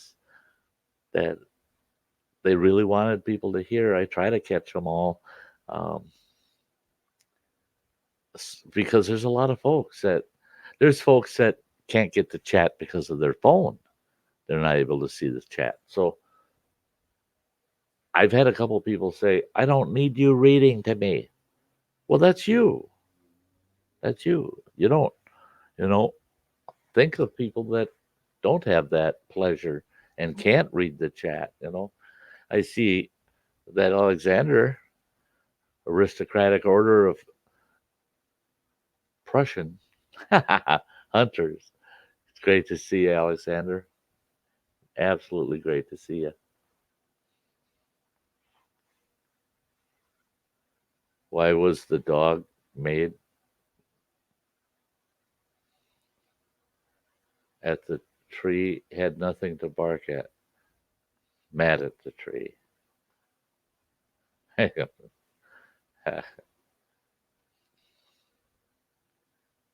Yeah, that is a nice kit. I really like that kit. I'm going to trick it out a little bit. I want to get some clotting agent in it. It needs gauze pads. It doesn't have any serious gauze pads in it. I got to get some of those in there. Yeah. Just stopping in to say hello. Got to run back and forth. Business stuff going on. There you go. Got to do what you got to do. And we don't know where Andy is tonight. I'm just hoping he's okay, that his health isn't too bad, and that he's relaxing. Um, Freeman James, hot noodles? I actually enjoyed those hot noodles. They were hot. They were hot as sin. I mean, they're hot, hot, hot, hot. But if I could, just a tablespoon of sour cream on top of them noodles, I would have mixed that around in them a little bit. I would have ate that bowl and enjoyed it as a spicy meal. Yeah,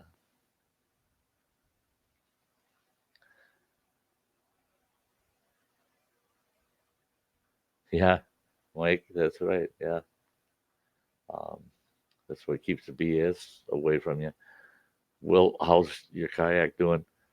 It ain't doing. The weather has been so nasty here. Been so nasty. I'm afraid that my kayak ain't going to see the water again this season. Um, if it doesn't, it doesn't. But I'd love to be out there. That's another thing I'm going to be purchasing. That's actually on my next purchase list item. Is I got to get myself some neoprene. I'm going to get.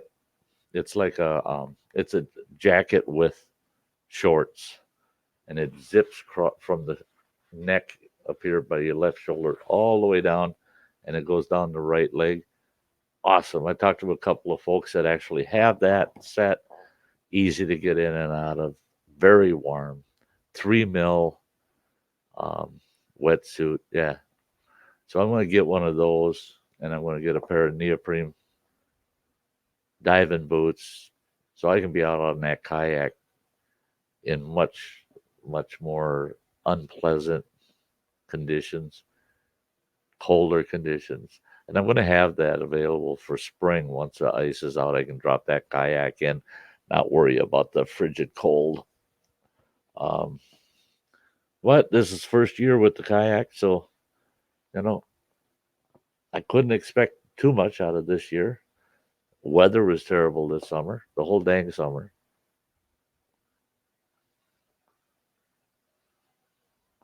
Lori says, I think this is the first stream I haven't had even one urge to throw a curse word out there. Well, good for you, Lori. Good for you. I've only dropped a couple of curse words tonight. Yeah, I get a little loose with the tongue sometimes if I'm talking about something very passionate.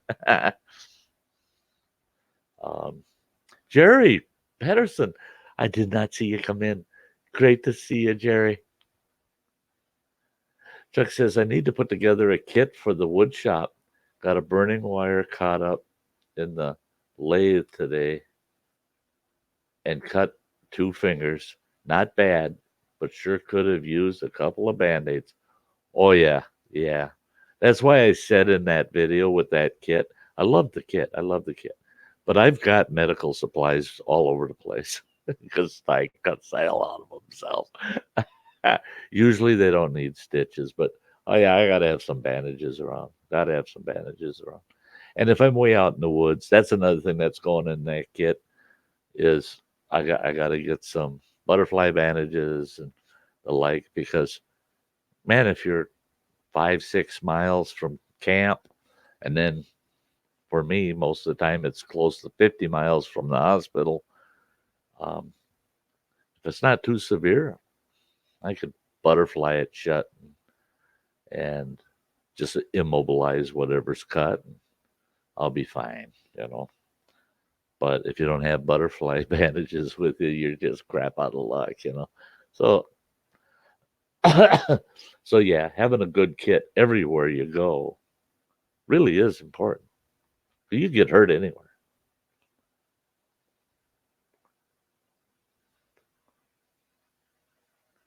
Jerry says everyone says they want to hear the truth, but whenever you give it to them, they don't like it. That's it. That is that that's so common. You find those occasional folks that they don't mind hearing um, the truth. They don't mind it. See, I'm one where I want to hear the truth. I might not like what the truth is. I might not. It might not feel good to hear it, but I would rather hear it and not feel good that I heard it than to have somebody BS me or to hide something from me. Because if I know what the actual truth is, it's much easier for me to get beyond it. And then I can take the truth and apply it to my life. But when people feed you bullshit, BS, I almost lost that, Lori. When someone's feeding you BS and you take it as truth and you apply it, and then you find out later it was BS, and you're going, the wasted effort of me applying what they had to say to my own life is very disappointing. Now you got two things to get over, and that's the fact that somebody didn't tell you the truth and the fact that it had a negative impact on you because you believed it as truth. I'd rather just hear the truth. Canoe Hound says, just look at what happened on our trip. Yeah, first aid kits are mandatory. Absolutely. Absolutely. Don't go anywhere without a first aid kit, guys. Go over there and watch Canoe Hound's videos on his last trip out there, and you'll get that's a good example of why you need a first aid kit. Super glue. Yeah, I always got super glue. In fact, I've got it in the adventure trailer. I've got it in my truck. I've got it in my backpacks, both backpacks. I've got 4 packs of super glue in a drawer over here. And what I do is they're the packs that have 4 small tubes of super glue in them. They work amazing. I've had so many cuts that I've glued shut with that. It stings a bit because it's just super glue, but so what? It stings a little bit, and you're sealed up.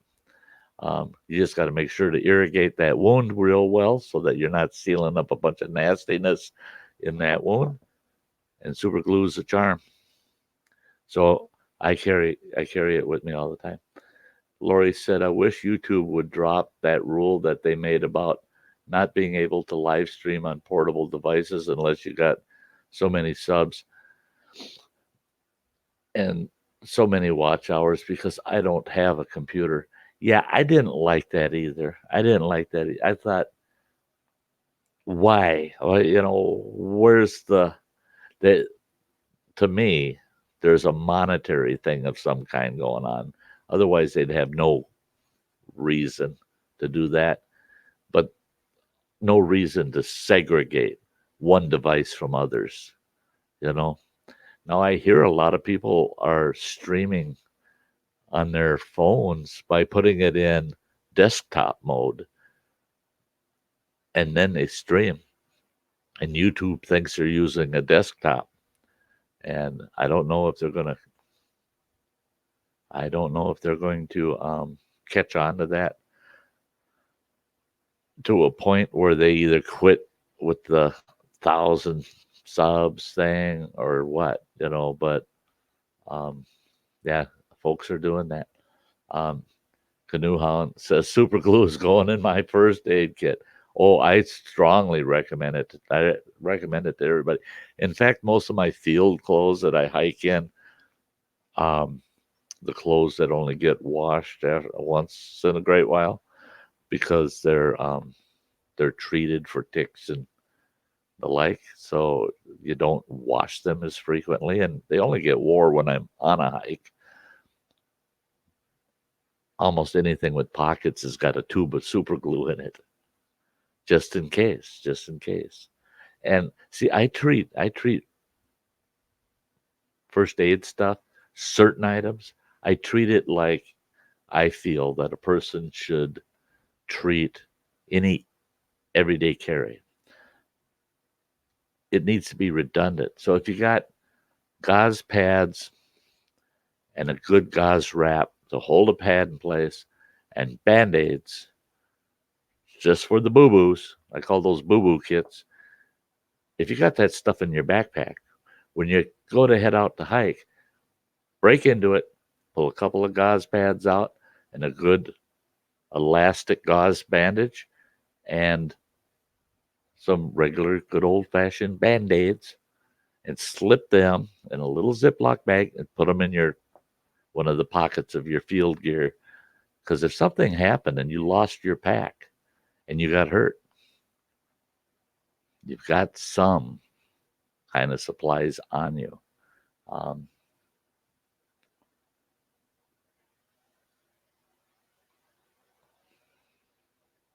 yeah, yeah, Michael, I see that. I understand that they're trying to, and in good faith, I think they're trying to take away the opportunity of live shooters of filming that crap when they go out there and commit that crime. Um, the only problem I have with that is I mean, I've seen rich, I've seen poor, I've seen the most stable in the world, and the craziest people you ever met, and the craziest ones never commit a crime, but you always think, oh, they're weird. And the most stable one that everybody thought they're a model citizen goes out and commits a heinous crime. All the different facets in life. There's good and bad everywhere. So I'm a I'm a believer. It doesn't matter how many subs you have. How if you're a criminal, or you got that criminal tendency, or something in your life just messed you right up, and you're not the person that started that channel, you can still go out there and live stream that garbage. So I think they're doing it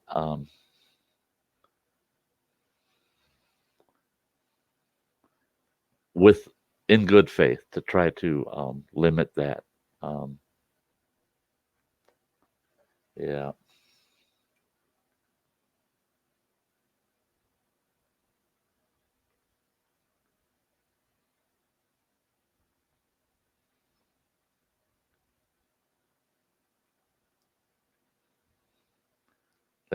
yeah.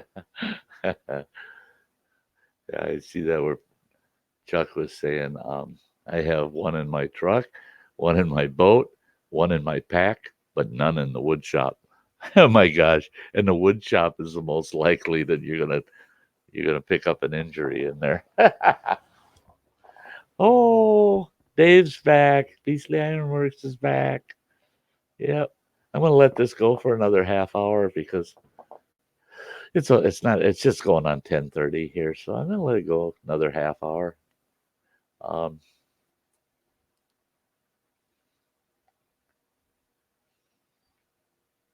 Invented for field dressing in World War II. Huh. Um, Joran's back with his coffee. Should have had you grab me one, a fresh one. Suture the mouth so you can't scream. Yeah, Michael Smith. Yeah, and it still eats a weenie. Yeah. Hey, R5. Hi, Crystal Girl. Hi. Again, thank you so much for letting me participate in the hot noodles. That was fun. That was really fun. I enjoyed that. Um, I don't know when I'll ever be ready for another challenge like that. You're a lot tougher than I am. uh, Anybody? I don't believe there's anybody in here that hasn't, but if you haven't, get over there to R5 Adventures and show her some love, support her. Yeah, great channel. Great channel.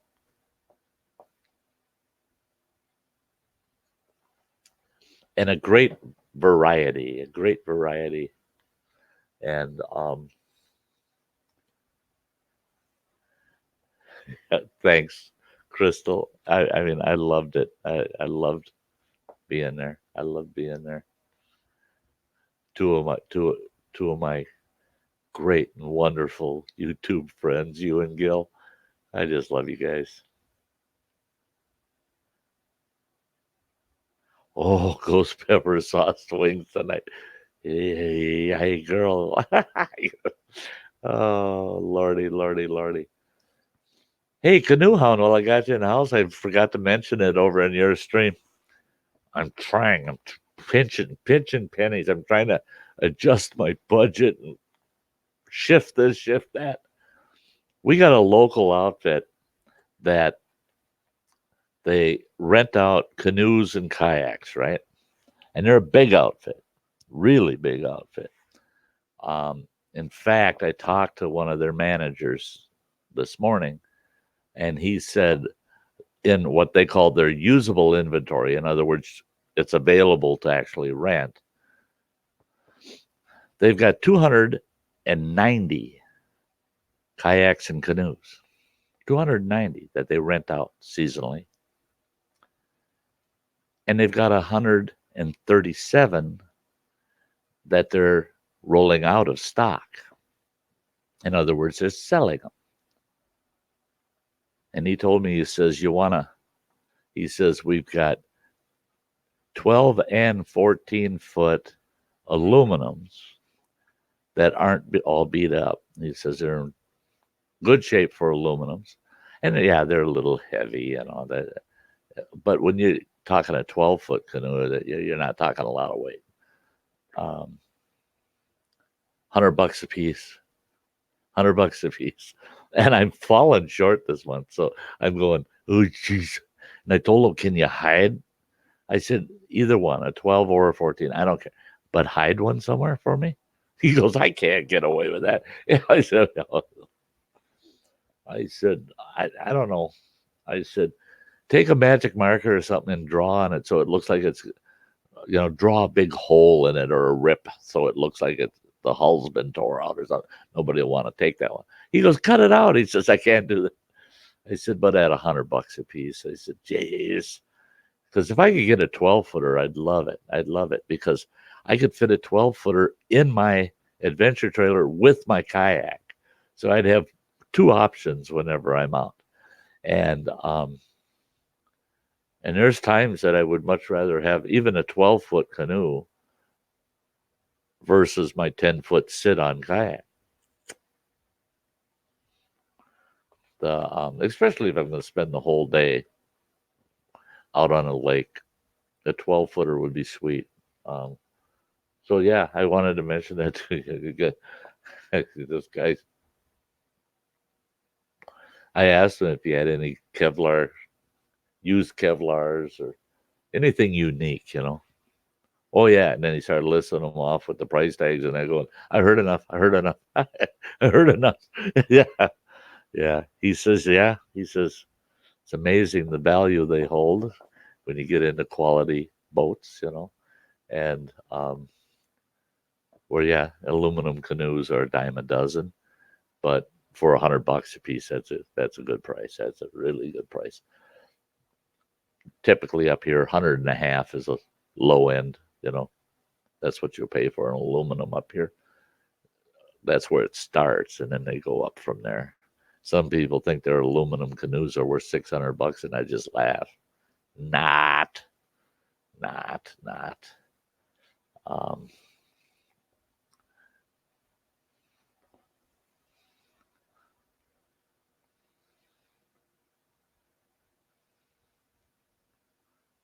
Mike said, I saw that video you all did. Well, but I'm sure it was as hot coming out as going in. I ate hot pepper, lantern habanero pepper right off the vine. Oh yeah, toot toot. I had no problem. I've had no problem with the pepper challenges. The hot stuff challenges I've done. I've only done 3, but in all 3 of them, I've had no after after the fact effects whatsoever. None. Um, my restroom activities never changed. I never had, other than World's Hottest Chocolate Bar, I haven't had stomach cramps either, other than that nasty bugger. Yeah. Lori saying, for the last 4 years, I've been using my nephew's diaper bag for a backpack. It's worked out great up until now. I have to find myself a sturdy, heavy duty backpack.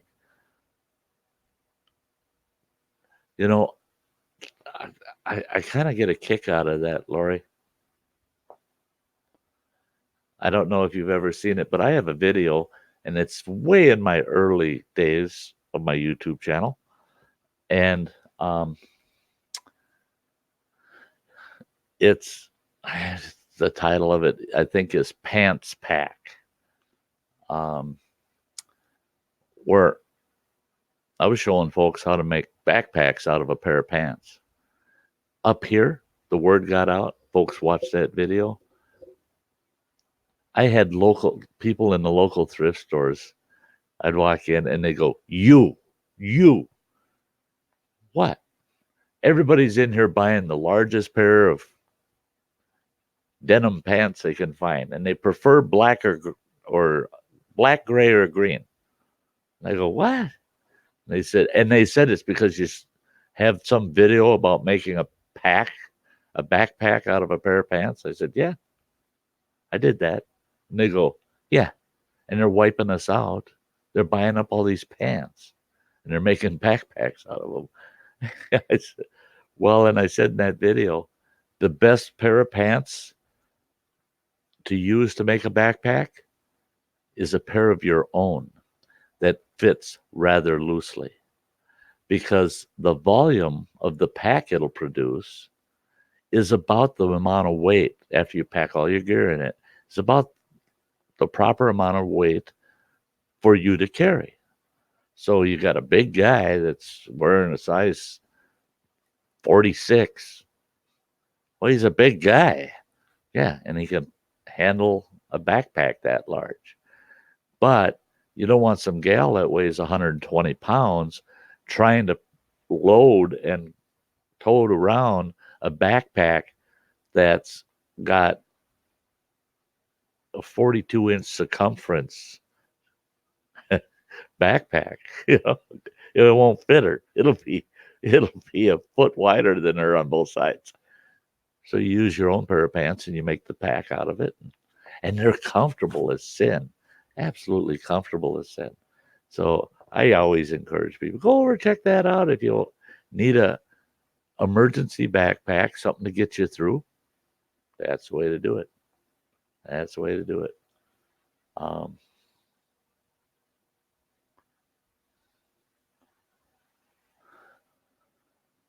R5, it felt like an atomic fireball coming out. This was my first one that I truly burned. Wow. Wow.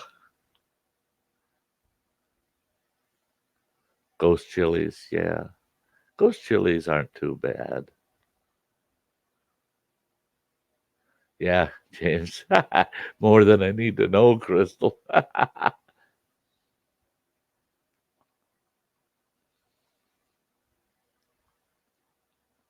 Mike saying Hazy Days wants me to eat a Scotch bonnet pepper, but I'm all set.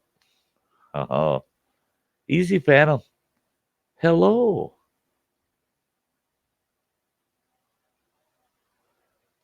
Whose channel is worse than an 8-year-old's? Me. Oh,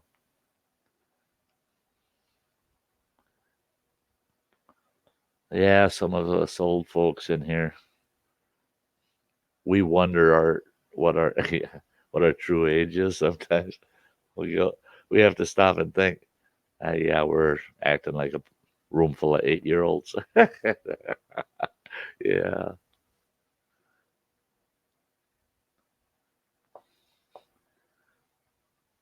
Beastly Ironworks. Okay, kids have to bend the knee, and I get some shut eye.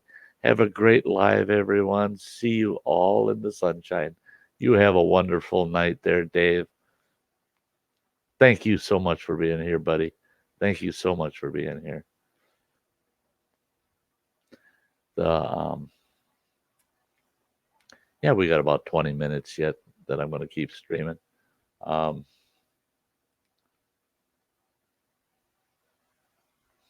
that one gotcha, R5.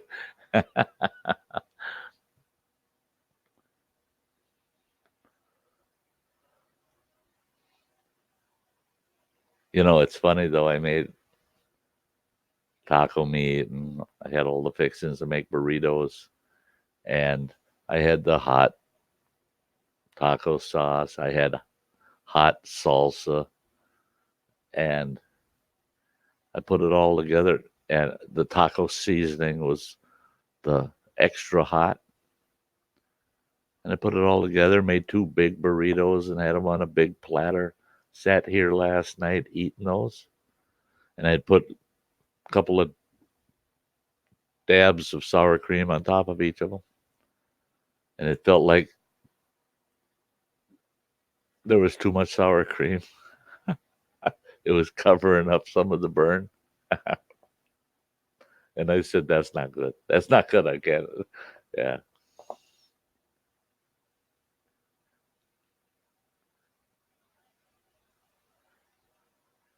yeah, Canoe Hound and Dave are getting together tomorrow. Jerry saying my mind says 20s, my body just laughed. Yeah, mine laughs at me every day. Like, what are you so excited about? I ain't doing that. And my body's like, no, I ain't doing that. Yes, good night, Dennis. We will catch up with each other soon.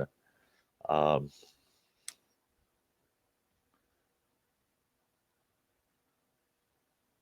yeah, yeah, yeah. Crystal doing hot after hot after hot. Yeah.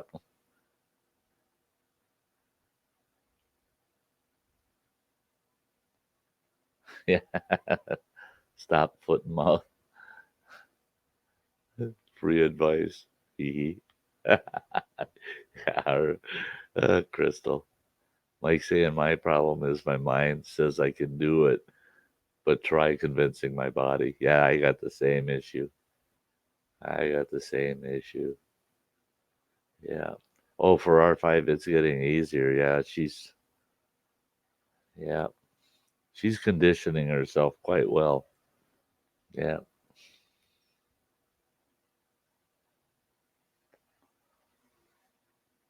Good night, Dennis. Good night, my friend. Yeah, I had fun over at Canoe Hounds live stream earlier. We were talking about how by the end of next summer, I want the adventure trailer and the Sty ride all decked out. I want it to be a rolling marketing tool for my channel. It's going to have the big Sty North logo on each of the two front doors of the truck. The trailer on the back end of the trailer on each side, it'll have the big logo on each side. On the very back tailgate, it'll have double logos on the back smaller. Towards the front end of the trailer on one side, I am going to have an area that I'm going to take channel stickers, outdoor channels, and channels that have supported me over the years. Anybody that's got a sticker for their channel, I'm going to laminate those on the front panel on that trailer. So whenever I'm out on an adventure and people see the trailer, my supporters are going to get a little bit of marketing too, not just the Sty trailer, you know.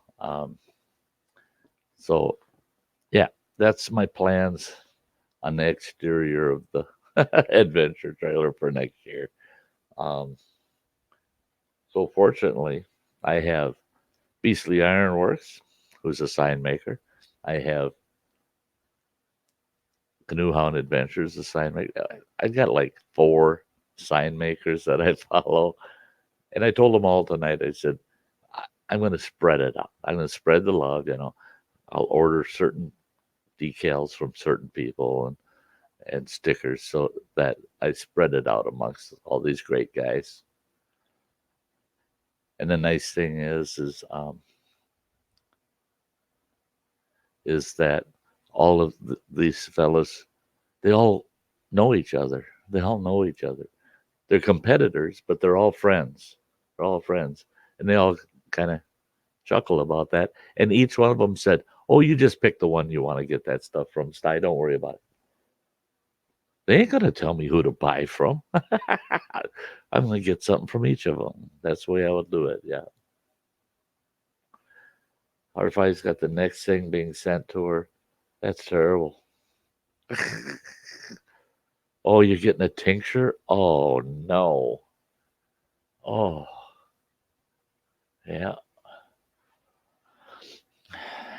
Tincture has one definition: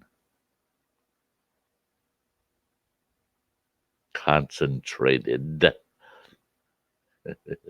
Whatever it's a tincture of, it's as pure and concentrated as you can get. Yeah, yeah.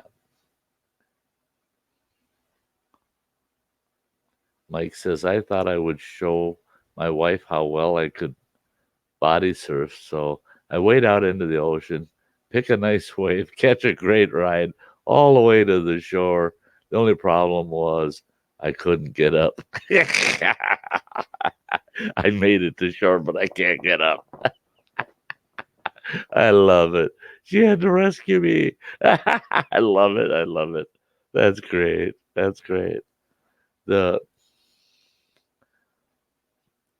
One of my partners out at Camp WTF, Rory, she's just a tiny thing. She's only 5'1", and she's just a little tiny thing. And we'd go down to Lake Superior all the time, and we'd take floaties. We had floating chairs, or like lounge chairs almost, and we'd float in them, and we'd anchor ourselves, and we'd have sit out there and have drinks all day in the warmth of the summer out on Lake Superior. Well, the reason we anchored ourselves is you do not want to be getting blown away from shore. And there are currents in Lake Superior. And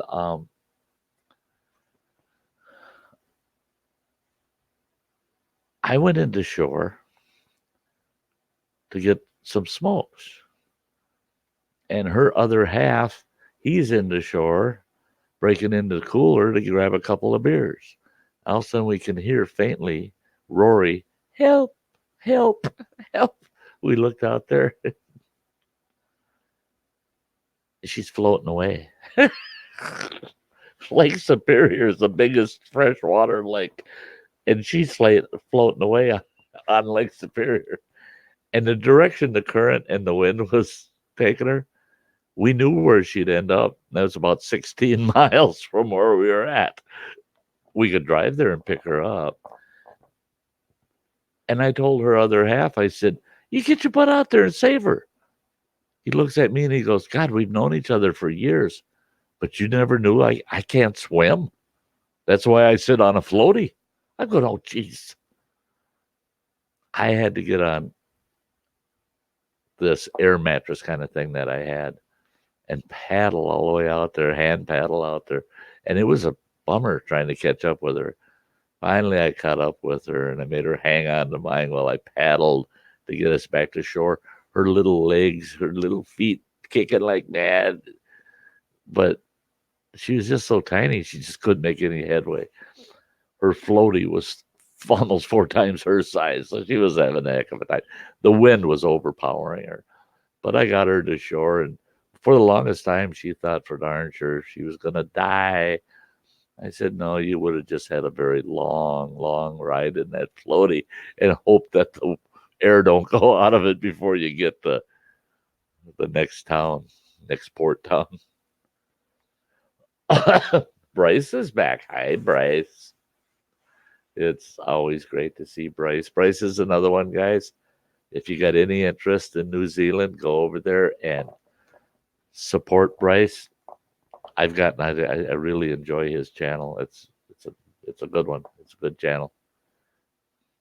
Well, I'm learning more about New Zealand following his channel. It's great.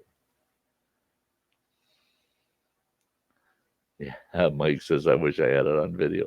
Yeah, don't you wish some of those things were on video? Yeah, some of those definitely could go.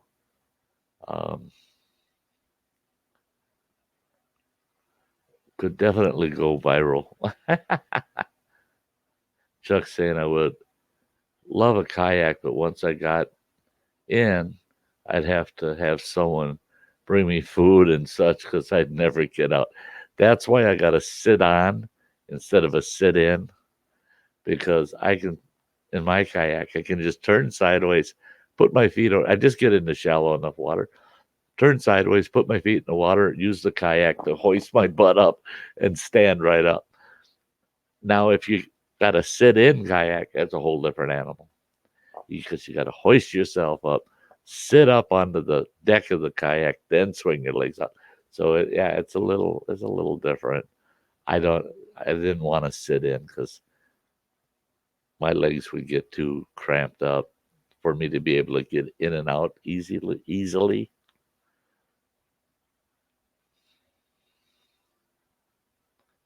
You guys never miss my stupidity, Crystal says. Well, we prefer not to.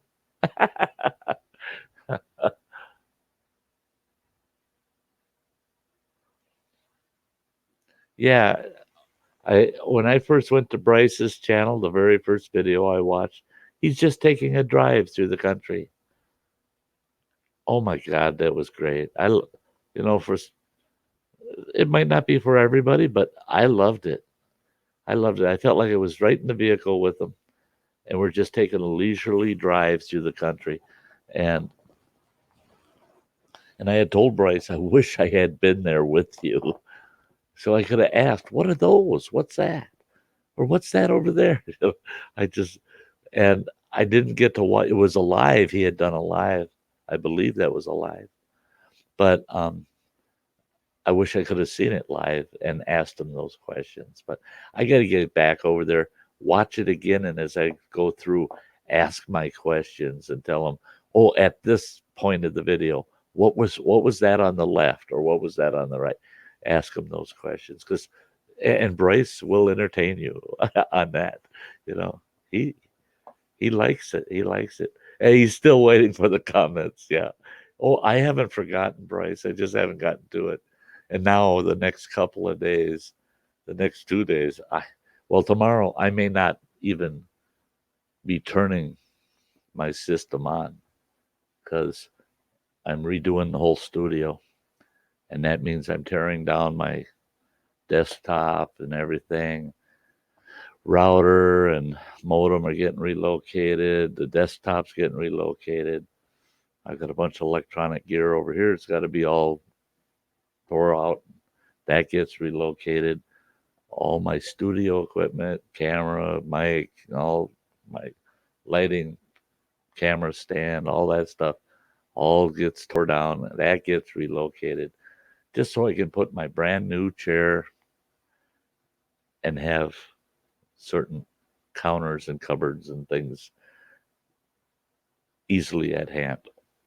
And I got a new computer desk coming that all the gear is going to be mounted to that desk, and it's on casters. I can just roll it to the side when I'm not doing lives. Otherwise, I'm going to be able to just pull that thing around in front of me, and boom, the camera will be right there and right on. All my equipment right together. No hassles setting up. Take me 2 minutes, and I'd be totally ready to go. And the real nice thing about it is that I can have my laptop on it, and I can put my laptop up with a nice full screen spread out, popped out chat. So all my chat will be right smack in front of me. I can read it all, and I'll be able to look straight at the camera, straight at the screen. It's going to work awesome. It's going to work awesome. Um, the I do not want to shut down quite yet. So, folks, excuse me for a second. Keep chatting with each other. Don't you people run off on me. I'll only be a moment. I'll be right back.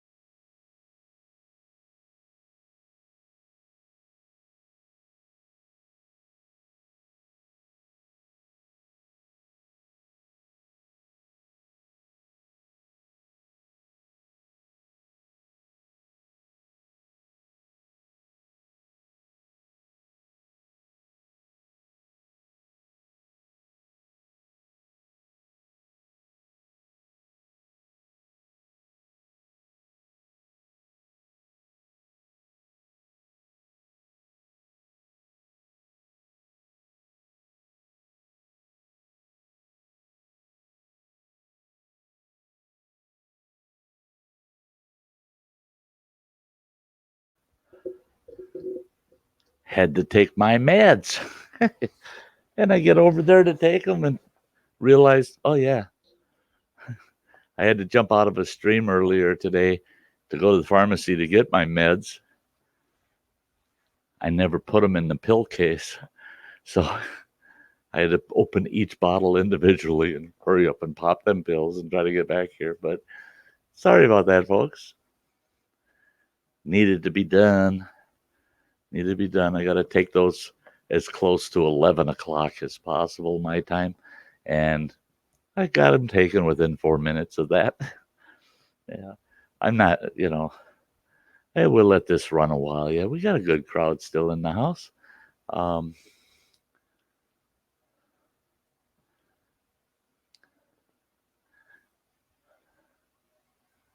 Oh, Bryce is going to be doing a live this weekend. Okay, I got your bell rang, Bryce. So if I'm here, if I'm in the house, I'll be there. Chuck bought a new laptop the other day. Never did like them, but need something portable now. Yeah, I'm not too keen on for what you have to pay for. If I wanted my desktop in a laptop, I invested, and it worked out pretty good. I got some pretty good deals, but I invested in my desktop, and I got about $480 tied up into it, I believe. That doesn't count any peripherals at all, but or some of my extra data storage. I have 3, 6, 9, 12. I've got 12 terabytes of added data storage added to it. That's not in that price, but just under $500 for that desktop, and it runs sweet. I mean, it does everything I want it to do, and then some. You can tell there's a lot of guts still available. And it's quad core. It's not super fantastic, but it's great. But all of the specs that I've got in this desktop, my kid and I, my youngest boy and I, we searched and we searched and we searched to get a tablet or a laptop that has everything that this machine's got in it to be the same machine but in a laptop was going to cost me about $1,400. Now what the hell's wrong with that? Why can I put this together for 500, but to buy it in a laptop is going to cost me 1,400? So this is the route I went because I already have a laptop that I paid $500 for, and it is in half, not if it's maybe 1/3 the power of this desktop. So yeah, that whole techie thing just drives a person nuts.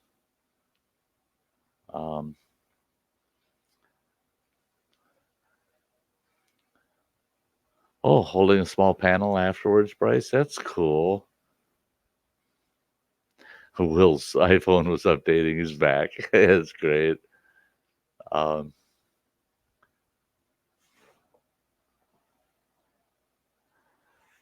Chuck saying maybe get a wireless mouse will help.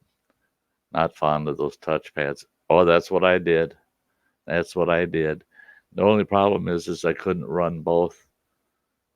the I couldn't run both my desktop and my laptop with two separate wireless mice because the two mice I bought at different times at different stores, different brands, are set on the same frequency.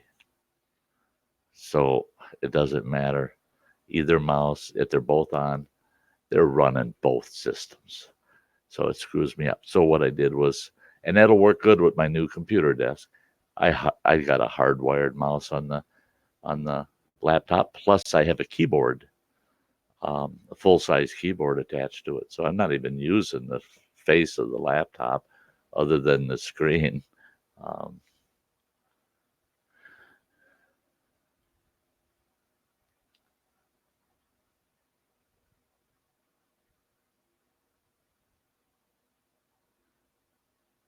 Bryce is saying hopefully YouTube doesn't mess the notifications up. Yeah, and I scan my followers because I'm sub to you guys, and I've got some of you I got bells rung on, and I go over and I go through, pull my sub list up, and I ping on you guys. If I suspect you're going to have a stream this weekend, all weekend I'll be in there quite often, pinging to see who's gone live that I didn't get a notification from. But see, I've been lucky with my notifications, other than the fact sometimes they're um, they're a little slow. I might be 15 minutes late into a stream because I didn't get the notification right away, and I pop in and I find out it's been running for 15 minutes. But I've been lucky otherwise.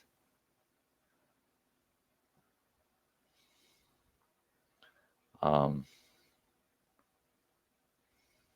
Lori said, you can't even do that on a laptop because of all your notifications that come in have the same stupid ringtone. Yeah.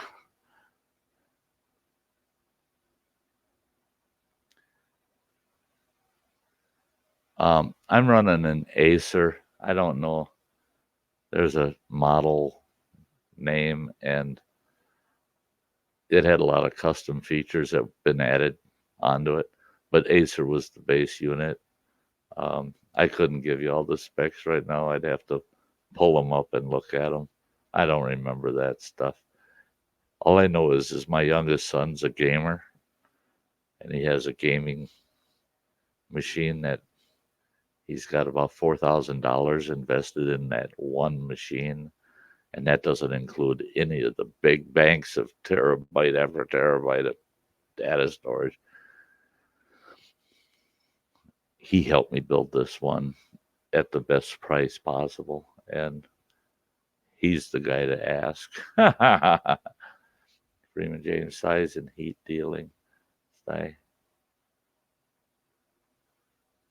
reason for pricing. I don't think that's the even Joe, even Josiah says that can't be, because laptops have gone through the R&D, they've been on the market long enough. The material and development costs for for the um,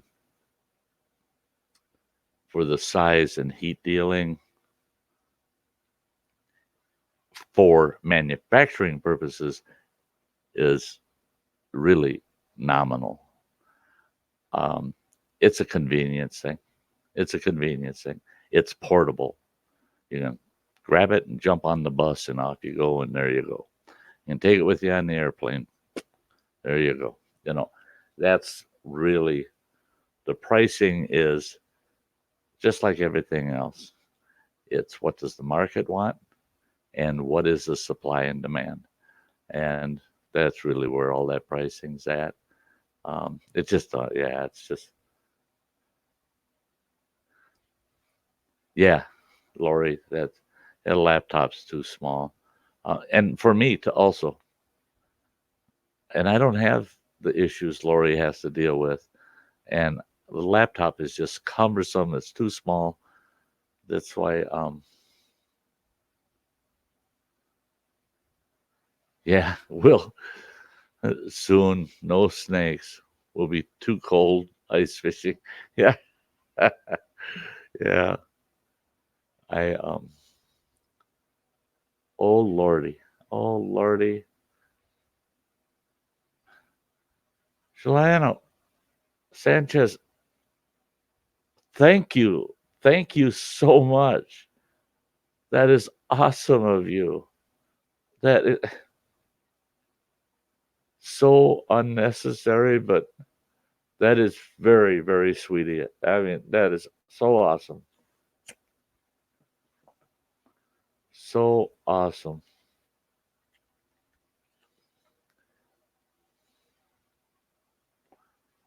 Will saying Acer is the best. I've had a lot of, oh, well, my gosh, he follows up with a $2 super chat.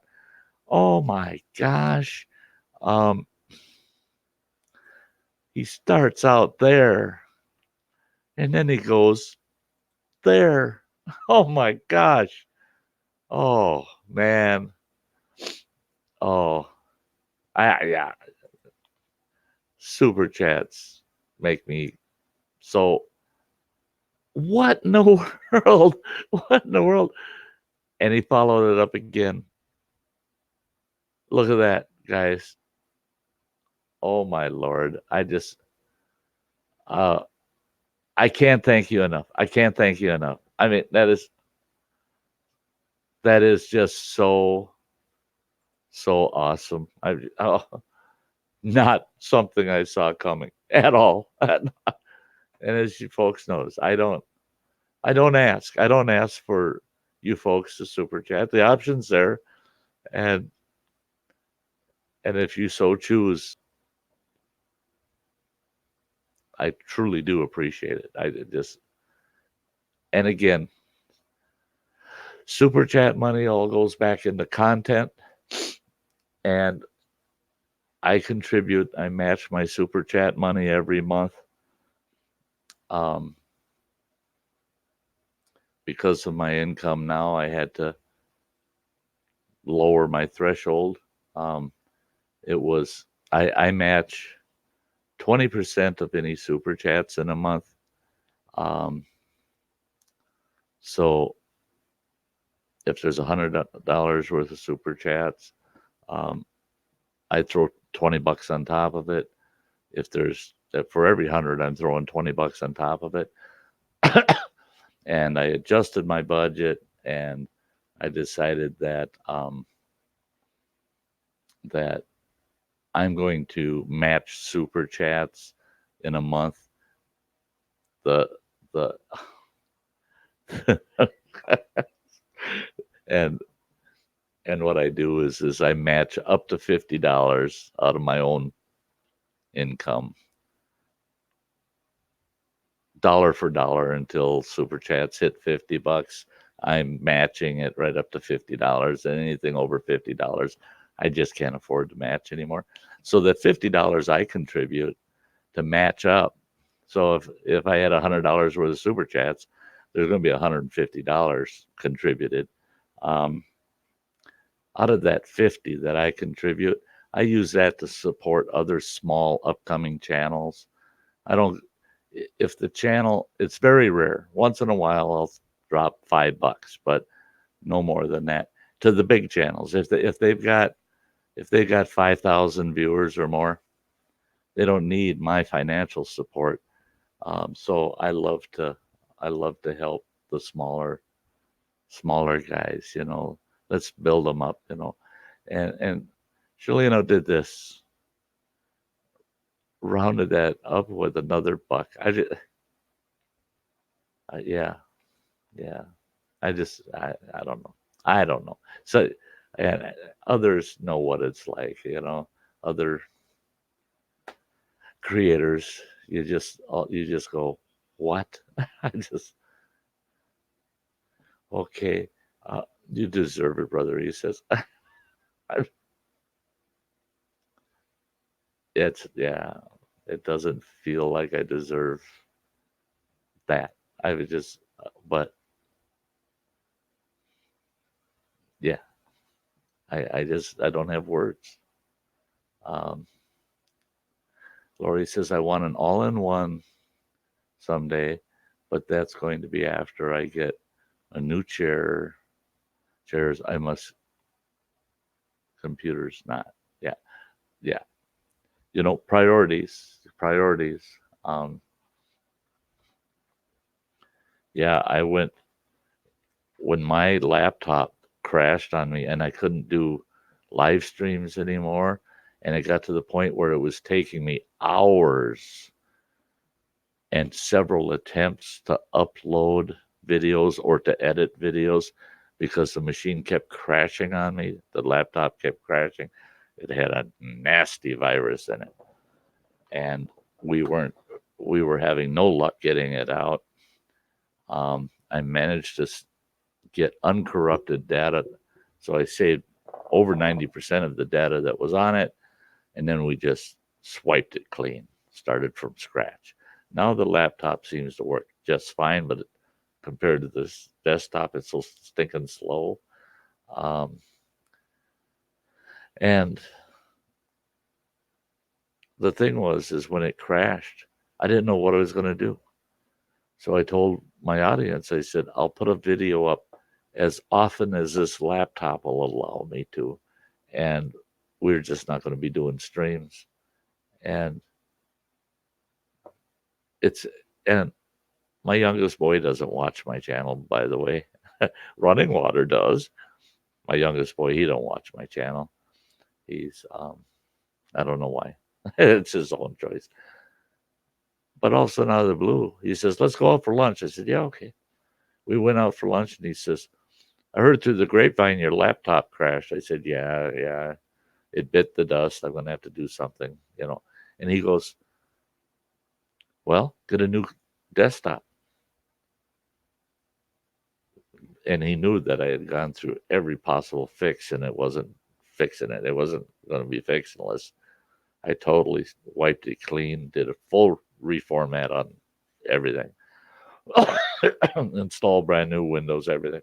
And he says, buy a new desktop. I said, I can't afford a new desktop. I said, I could afford one if I really pinch. I could afford one if I could pay for it in like 4 months, over 4 months.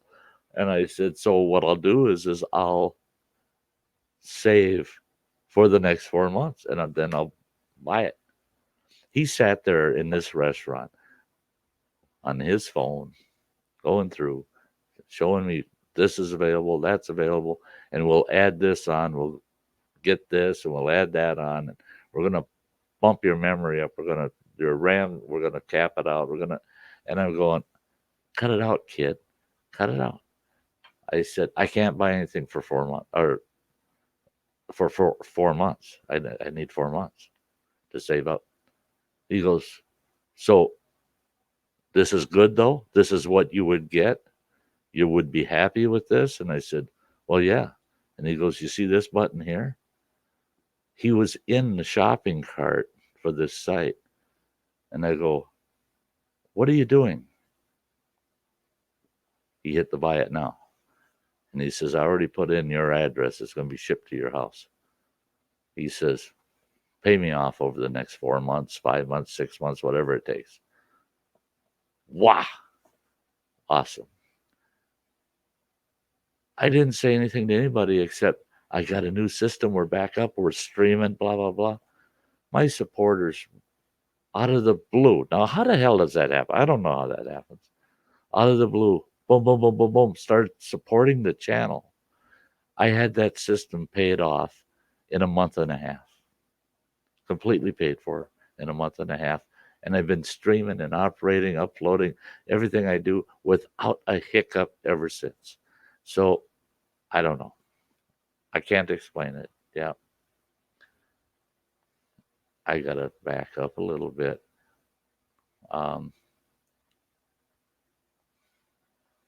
Will said, every time I go into Walmart, I always think about you, Uncle Sty. I look at Eagle Claw hooks, my favorite. There's not very many new kayaks. That's true. That's true. Yep.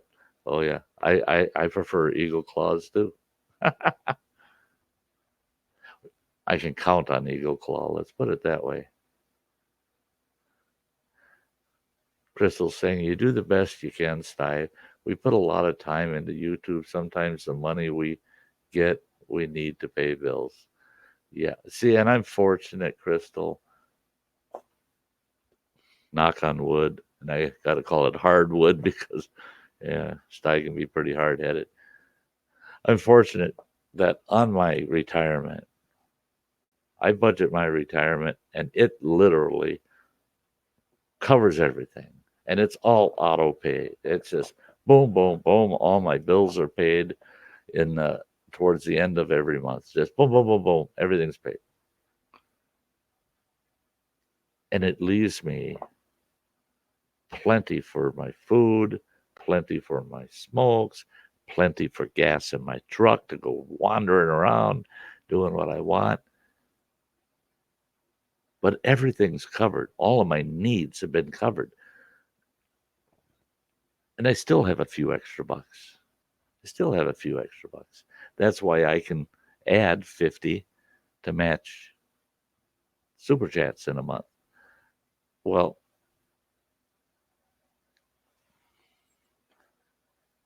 I can't beat that unless something tragic happens. Sty's set.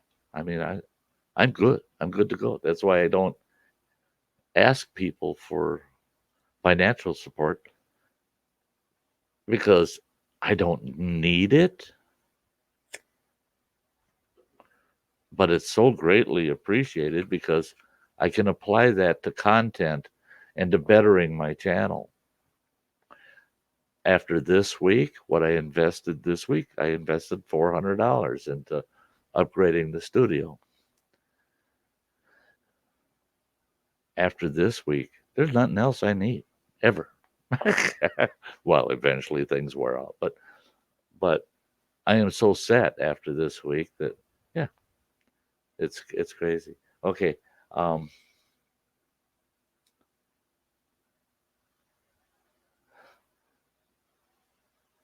that I'm very blessed and nothing better than sharing the blessings. That's why I never tell people don't do it, don't do it. But I want people to know that they can do it. You know, it's if they feel they can do it. I feel insulted when I give to somebody and then they say, I don't want it. Take it back. I don't want it. Well, no, I gave it unconditionally. So take it. Take it. I'm able to give it. So take it.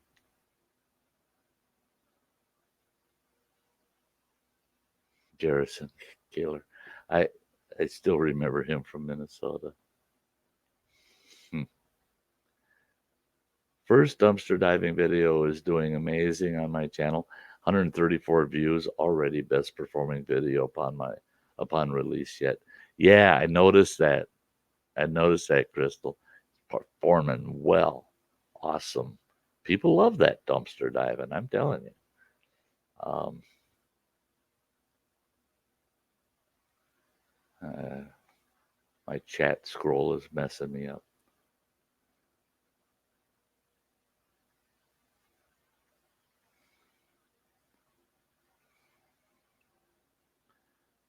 Yeah, Lori's saying you probably had a Trojan in it because those are the hardest viruses to get rid of.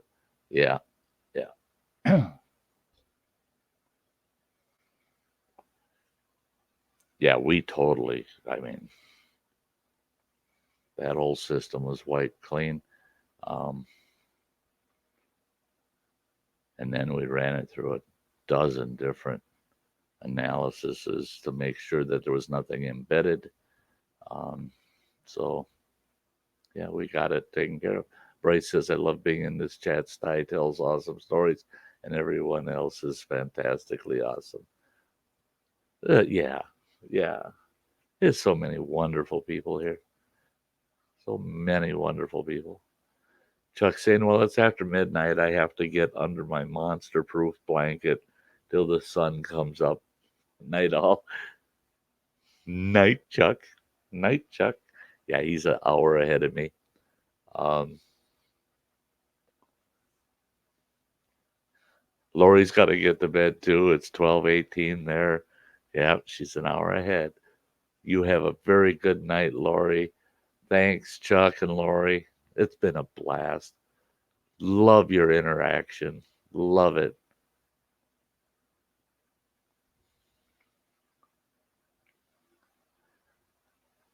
Bryce says there's a lot of dumpster dive community on YouTube. Yeah, there is. There's a lot of people that that practice dumpster diving, and then they have their channel on it. And sometimes it can get real interesting. I was a dumpster diver in a sense when I managed the Dollar Tree store. Now, if I say this, I don't think they can come after me anymore. What are they going to do? Fire me? I don't work for them anymore. But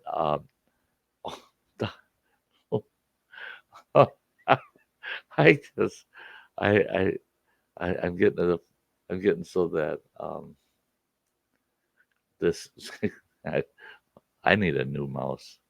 I need a, oh my gosh, look at this. That's a person that just doesn't know when to stop. I mean, oh my gosh. Oh my gosh. I oh Lord. Oh Lord. I just uh I get I think Shalana wants me to shut up because I end up speechless. I just oh Lord. Um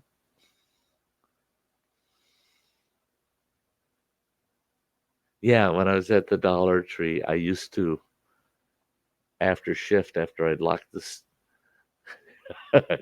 no, I don't, but that's uh but I used to after shift, I'd go out to the dumpster because I threw out products that they mandated us. You may proceed. That they mandated us to throw out. It would be a corporate mandate, and so often it was there was so many. How do I put it? There were so many products that the company would just discontinue, just outright discontinue, and they're not dated, they're not outdated. But because they discontinued them, they want it all pulled off the shelves, destroyed, and then thrown in the dumpster. We were given orders that we had to take off the shelves liquid laundry detergent, bill it to the company as if the company bought it, take any food items or clothes items or any items that could be damaged easily with a chemical of any kind, take them out to the dumpster, cut them open, throw them in the dumpster, and pour laundry detergent over the top of it so that the dumpster divers could not go in there and help themselves. I couldn't do that. I couldn't do that. Um, I would go out there at the end of my shift. All the stuff that got thrown out during my shift would be right easily accessed through the dumpster, top of the dumpster. I back my truck up, throw it all in my truck, and I dropped it off at the local food shelf the next day. Because what I'd do is I'd throw we had these big plastic bins, solid plastic all the way through, and they were for moving produce and other foods. Um, and I'd set them down in the dumpster, and that's where the stuff would go. So the stuff never touched the garbage in there at all. And I would load that up, and I took it to the local food shelf the next day. And I was actually told by our district manager, she said, Sty, if we ever catch you, you're going to be fired. I said, okay. I said, just so you know, I'm out there loading that stuff in my truck at 9:30 every night that I close.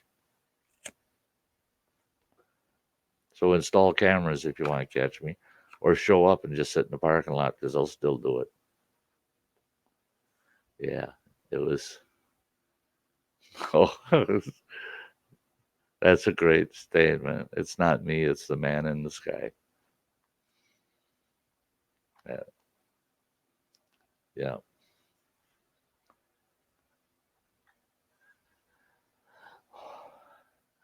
I tell you what, it's sure amazing. It's absolutely amazing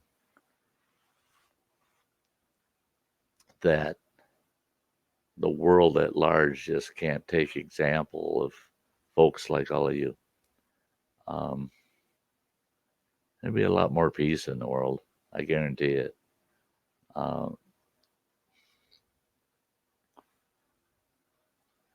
and that's the thing. I want people to feel that they come over to this Sty Shack and they jump into a Sty stream like this and they feel at home. They feel at home here. They don't feel they're going to be judged. They don't feel that they're going to be harassed. They don't feel that they're going to be looked down on, or that somebody's going to pop up and that everybody looks up to that person. And it's everybody's equal here. We're all coming up. We're all coming into this stream on the same level. We're all coming in on even ground, and this stream goes like this. Goes like this. There's things certain people want to hear, certain things they don't want to hear, back and forth, back and forth, back and forth. And what I love about it is if there's something, if there's a discussion and you're just not too cool with it, hang on for 5 minutes, for crying out loud. It'll change. It'll change because we talk about everybody's lives, and we just want to live off of the positive, like Shalana's saying, positive vibes in people. That's it. We just um, we live for that. We just live for that. Yeah, those positive vibes. Just pick each other up, you know. Um, there you go, James. I just listened to that song probably just a couple hours before I started this stream. Yeah, I just I had that song going on my playlist. Of course, it's in my playlist. I love that song. I've always loved that song. Hey, Michael Smith. Angels saying, Sty, hope you have a great night, Sty. I enjoy having fun with you and everyone. Love you. Yeah, yeah. All the same back to you, Angel. All the same back. Yes, R5 is amazing. There's another there's another person, R5. Go over and meet and hang out with Crystal. That's one hardworking gal, one person loving gal. She just loves people, and she tries. She works so hard. She works so hard in her daily life and on her channel, and she's such a real person. She's such a real person, and she does that. And I admire her because she does like I do. Try your best to be appropriate and acceptable in your presentation, and just be a good person. And then when things get really extreme, oops, I cussed. It happens. It happens. Doesn't make the person a terrible person. It just makes them real. Makes them real. Especially when they say, I didn't. In her case, the only time I heard her really go off was in a hot challenge.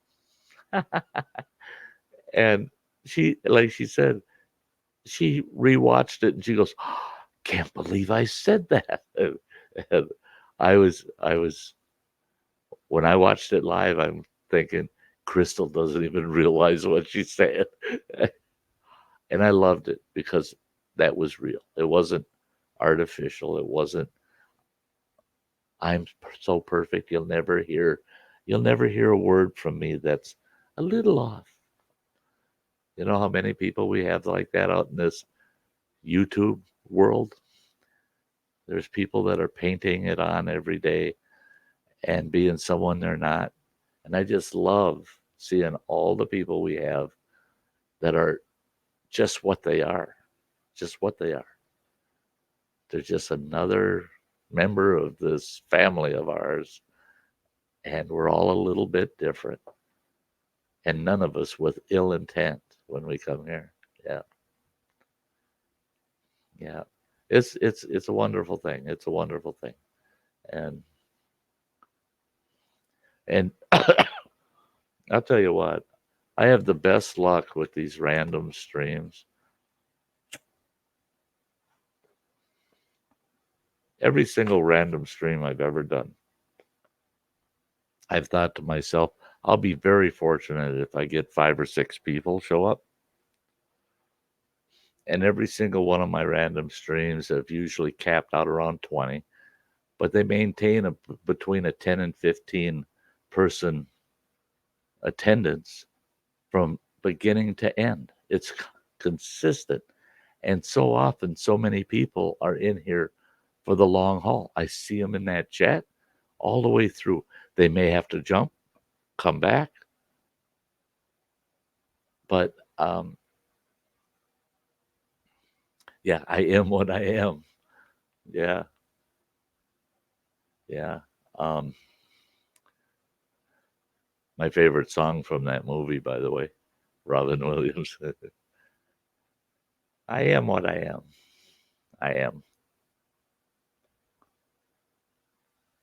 Yes. Yeah. And I have to say, I got every one of you. And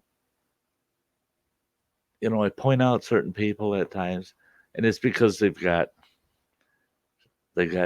channels that are just blossoming, just starting out. So I like to pump them up whenever I get the chance. Yoren's one of them. I pump Yoren up any day to anybody. And but then I have followers that they're not they don't want to do the creation thing. They're supporters. They go to the streams that they're comfortable in, and that's where they want to hang. I've got a little bit of everybody. I got a little bit of everybody. And it goes back to what I always said. It doesn't matter where you are in this world and what social structure you're in or whatever. Um, oh, yeah, yeah. Shalana's a channel that doesn't have um, content, but no content and 111 subscribers. Uh, yeah, yeah. That says a lot. That says a lot. In fact, here's another good example, just about the same, is Beasley Ironworks. When I first met Beasley, when I met Dave over at Canoe Hound, his channel didn't have any content. He had no videos, nothing. He had no content, zero, nada. And he said someday I might do a video. I don't know. I don't think so. I'm probably not. I think he was up to like close to 300 subscribers, and he has no content, nothing. But he's such an awesome supporter, and he's all over. He's so positive about things and so supportive. So people are subscribing to him just because he's a supporter and he's such a good person. And we started joking. He might end up being the first person to hit 1,000 subs, and he'll be able to stream live on his phone and not have any content. We're all making bets, and we're all out there promoting him, saying, "Get over there, help him out, sub." And he has no content, but everybody's pushing. Get over there and sub to this guy. Sub to this guy. Well, he couldn't hold out. He ended up having to do a video, but it was hilarious. It was hilarious how many people just fell in love with the guy without content because of his personality in the chat. And that's what we're seeing here too, is I don't care if a person's got any content or not. What I care about is they show me who they are through the chat and the interaction. Yeah. Yeah. Jared. Hi. Yeah. Boy, do I. Um, yeah. Yeah. Yorin tomorrow.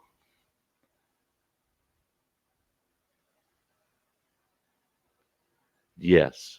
Very amazing supporter and friend. Yes. Much love from here too. Yeah. And Jared said, do you know who you look like? Oh yeah. Yes, I've watched all of Duck Dynasty. And I have some people say that I look like Phil. And most people, though, they say, you look like Uncle Cy. And I said, yeah, I'm Uncle Cy's black sheep family member. The other uncle, Uncle Sty, that's been disowned. You can tell I've been disowned because I ain't got millions of dollars.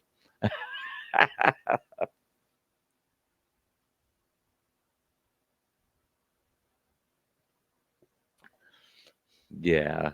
Yeah. Saying thank you, R5, means a lot. I'm glad that it means a lot to you. I'm glad. And we couldn't praise you any more than our words can say. And you've proven yourself an awesome, great person with a true heart. Yeah. And you're welcome in the Sty Shack anytime. You get a front row seat, a slender Santa Claus. Yeah. I wasn't so slender all the time. Old man. Hi, everyone. Fell asleep in the chair. Oh, well, that's right. You wake up and you go, I wonder if Sty is still yakking away. He's going to shut down and this and that. And I'm actually at this point, dude, as long as we got this many folks in the house, as long as people are hanging around, yeah, I'll run this thing out to midnight my time. I can't go past midnight because I do have to finish this stuff tomorrow. But that's all I got planned tomorrow is the studio work. Um, so I'm in good shape that way. I'm not even going to leave the building tomorrow. Um,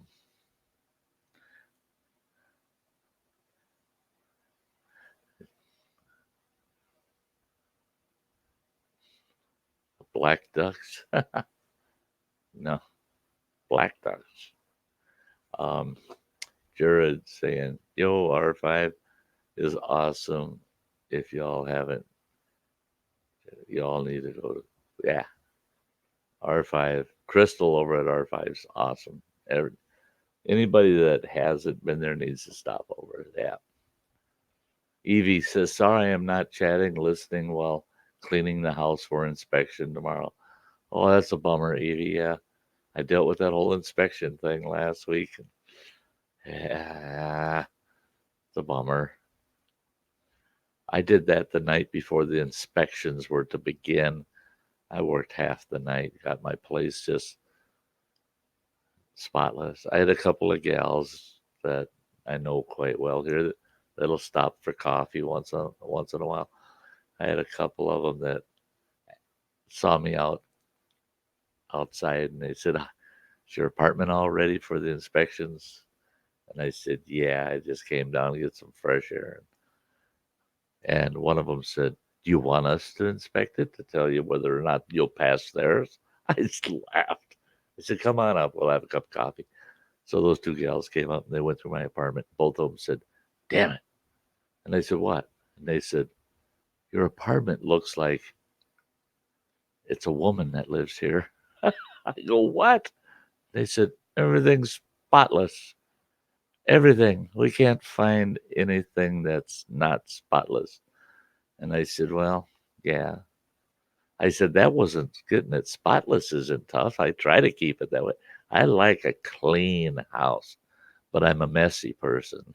Stack stuff here, stack stuff there. And then it gets to the point where it starts looking cluttery. So then I put stuff where it belongs." And I told him that's what took all the time was trying to get stuff in its place. But Yeah, I'm a duster. I dust every single day in my apartment. um, yeah, I'm fastidious that way. But those two gals said, you're like an old school marm living here. They said, it doesn't look like a bachelor's pad. I said, well, it is. It is a bachelor's pad. But yeah, I hate it. Um,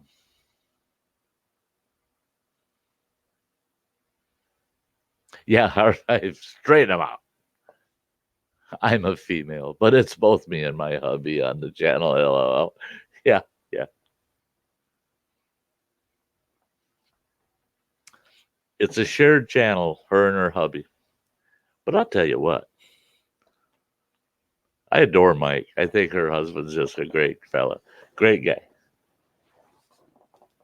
It's her channel. Sorry, Mike, but when I hear R5 Adventures, it's her channel. I'll give you your Facebook page, but it's her channel.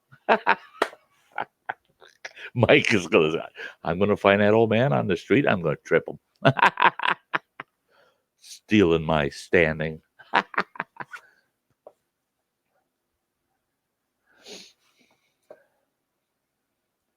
The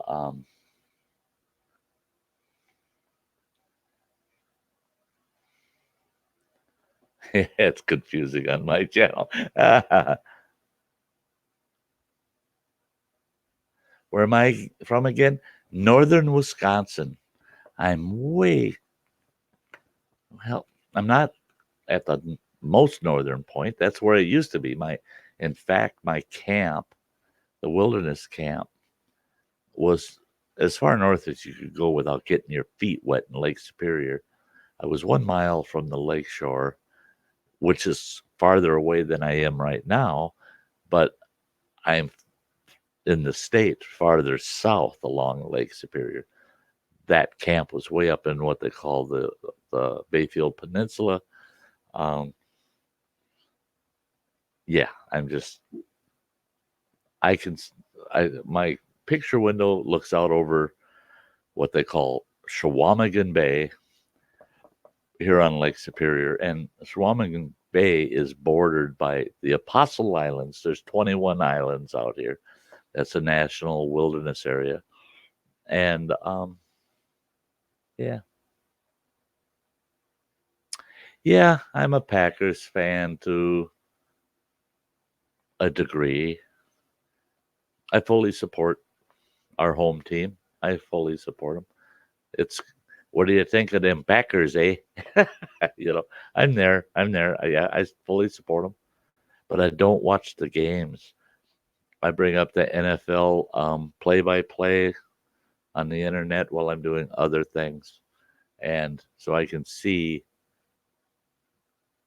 I'm not seeing the actual game. I'm just seeing what the play consisted of, how many yards, blah blah blah, and so it gives me all the highlights and stuff because I'm not paying big bucks to watch football on TV.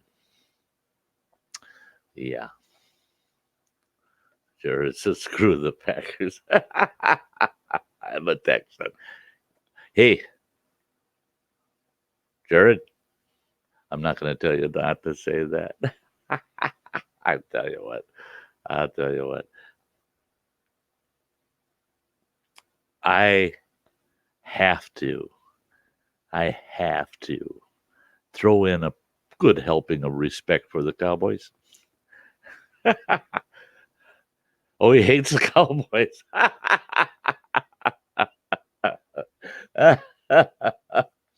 Oh, Lordy. Uh, uh,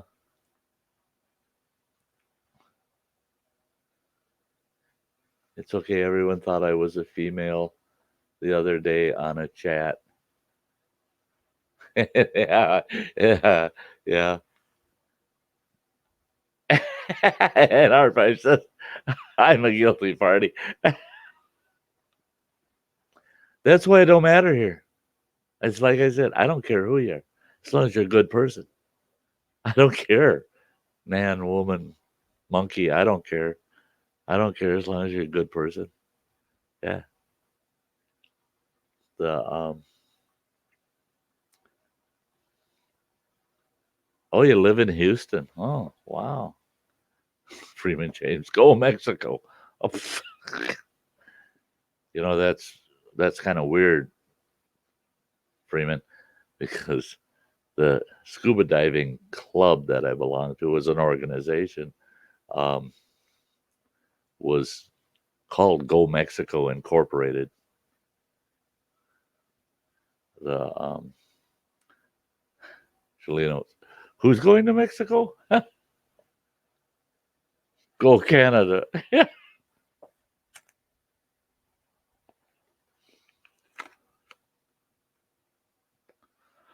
Yeah, they'd have to change it from NFL to NFW if Canada had a team in our league. No effing way. All them Canucks would be out there with hockey sticks beating the hell out of that ball all over the field, getting all kinds of penalties against them. And then they'd beat the crap out of the opposing team's quarterback.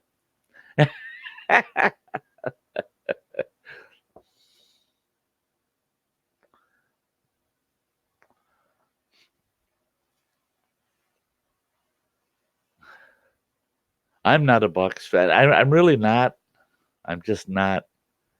I'm not any major teams fan, except that I support the Packers. Um, they're our home team, and I actually like the Packers. And one reason I like the Packers, it's the only true NFL team that's always been privately owned. It's a cooperative ownership, and I just love that fact. They have used no, they've used no,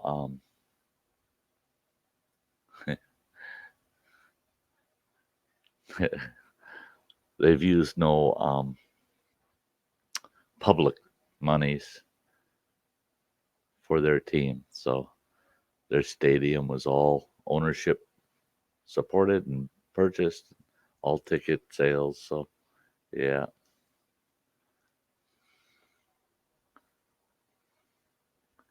yeah.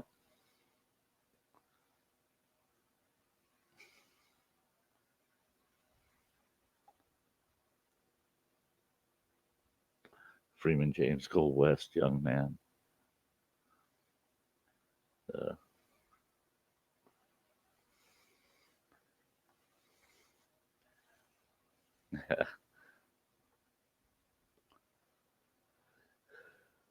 well, we got about 10 minutes to go, and I hit the 3.5 hour mark tonight. So yeah, we got about 10 minutes. The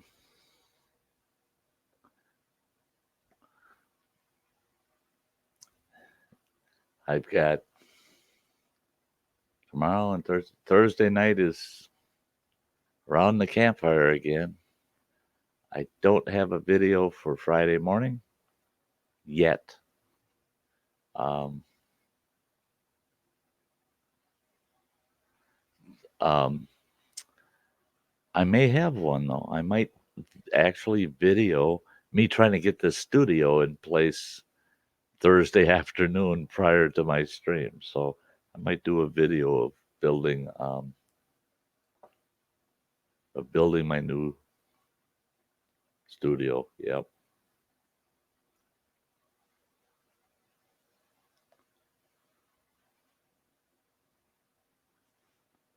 Old man, you got me. You got me.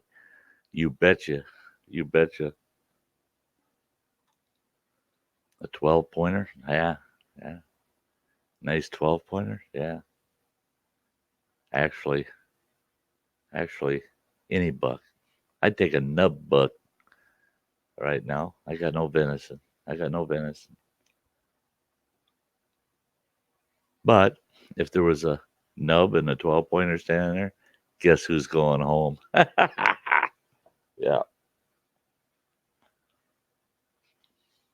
I loved it. I had a buddy that he was just holding out. Boy, he wanted the biggest possible rack he could get, and we had this big 12 pointer.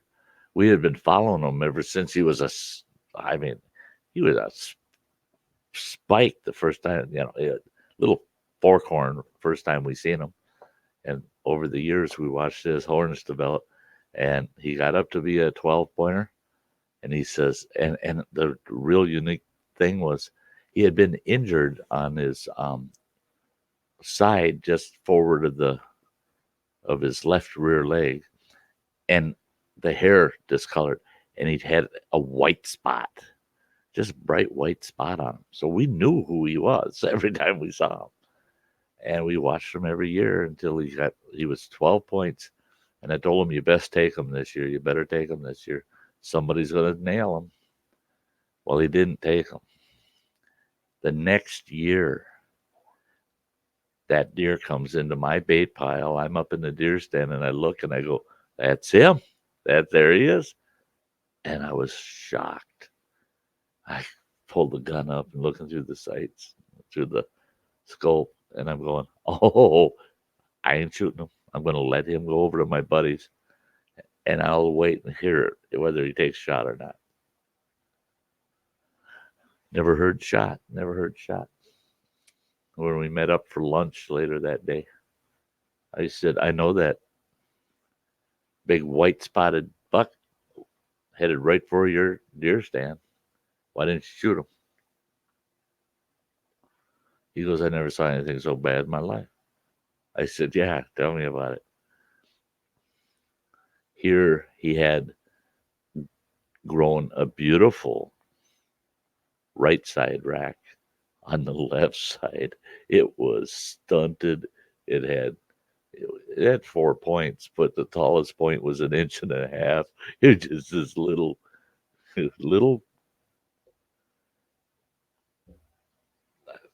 just a single tine with a little brow tine that was maybe about a half inch tall, and then it had three. Well, it had two.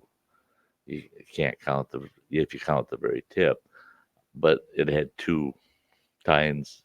One was about an inch, the other was an inch and a half. It looked like a 3-year-old and a 6 or 8-year-old buck all on the same head. he said I couldn't shoot it.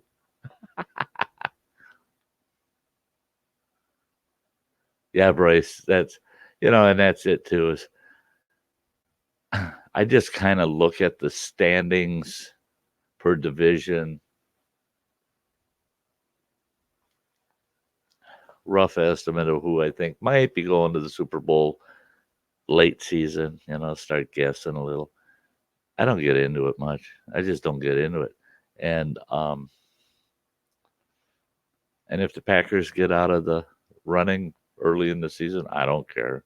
I don't. I'm not one of these guys. Oh, they got cheated. They blah blah blah blah. No, I don't know. I actually care less. I don't care that much. I like watching the game. I don't like the hype. That's the thing. Is I just can't stand the hype. So if I could just watch the game and not hear all the hype, yeah. And the Super Bowl, if I'm available, and it's available for me to watch, I'll watch the Super Bowl. Hey, James, it was awesome to have you here, brother. Yep. For those that don't know, Freeman James is my brother-in-law, and he's become a very, very devoted follower, which is nice because it gives me a good attachment to my extended family. They live a state away from me, so I only get to see them usually, if I'm lucky, once a year. Him and my last surviving sibling, my sister. But yeah, He's always there. He's always there. Great guy. Great guy. The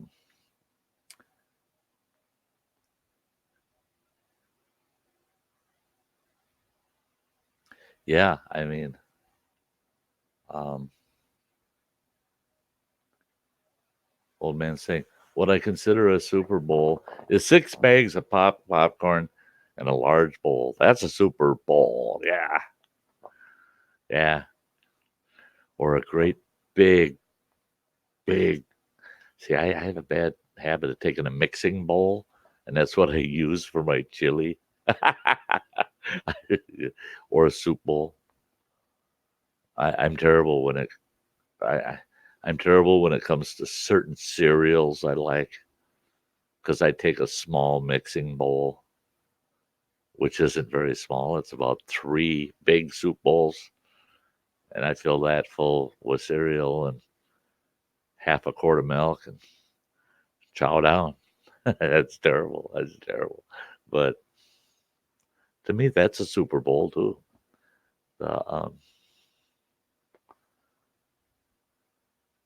yeah. So with that, guys, I got 2 minutes before I hit the 3.5 hour mark, and we're rolling right up on midnight here. And hey, Alexander, I'm back. He says, and we're just shutting down, bud. We're just shutting down. Yeah, I gotta shut her down. It's midnight, and I got a ton of work. I got a ton of work starting bright and early in the morning. It'll take me the better part of all of tomorrow to get everything arranged for my studio here. I got furniture to move and electronics to all tear down and blah blah blah blah. So I had said I wasn't going to go past 10:30, 11 o'clock tonight, and here I am as usual.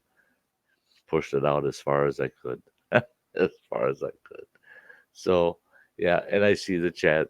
The folks in the house are starting to dwindle down. So um, yeah, Thursday. Yeah, I will be on no matter what. The studio will not be tore down so much that I cannot have my stream. I will be streaming Thursday.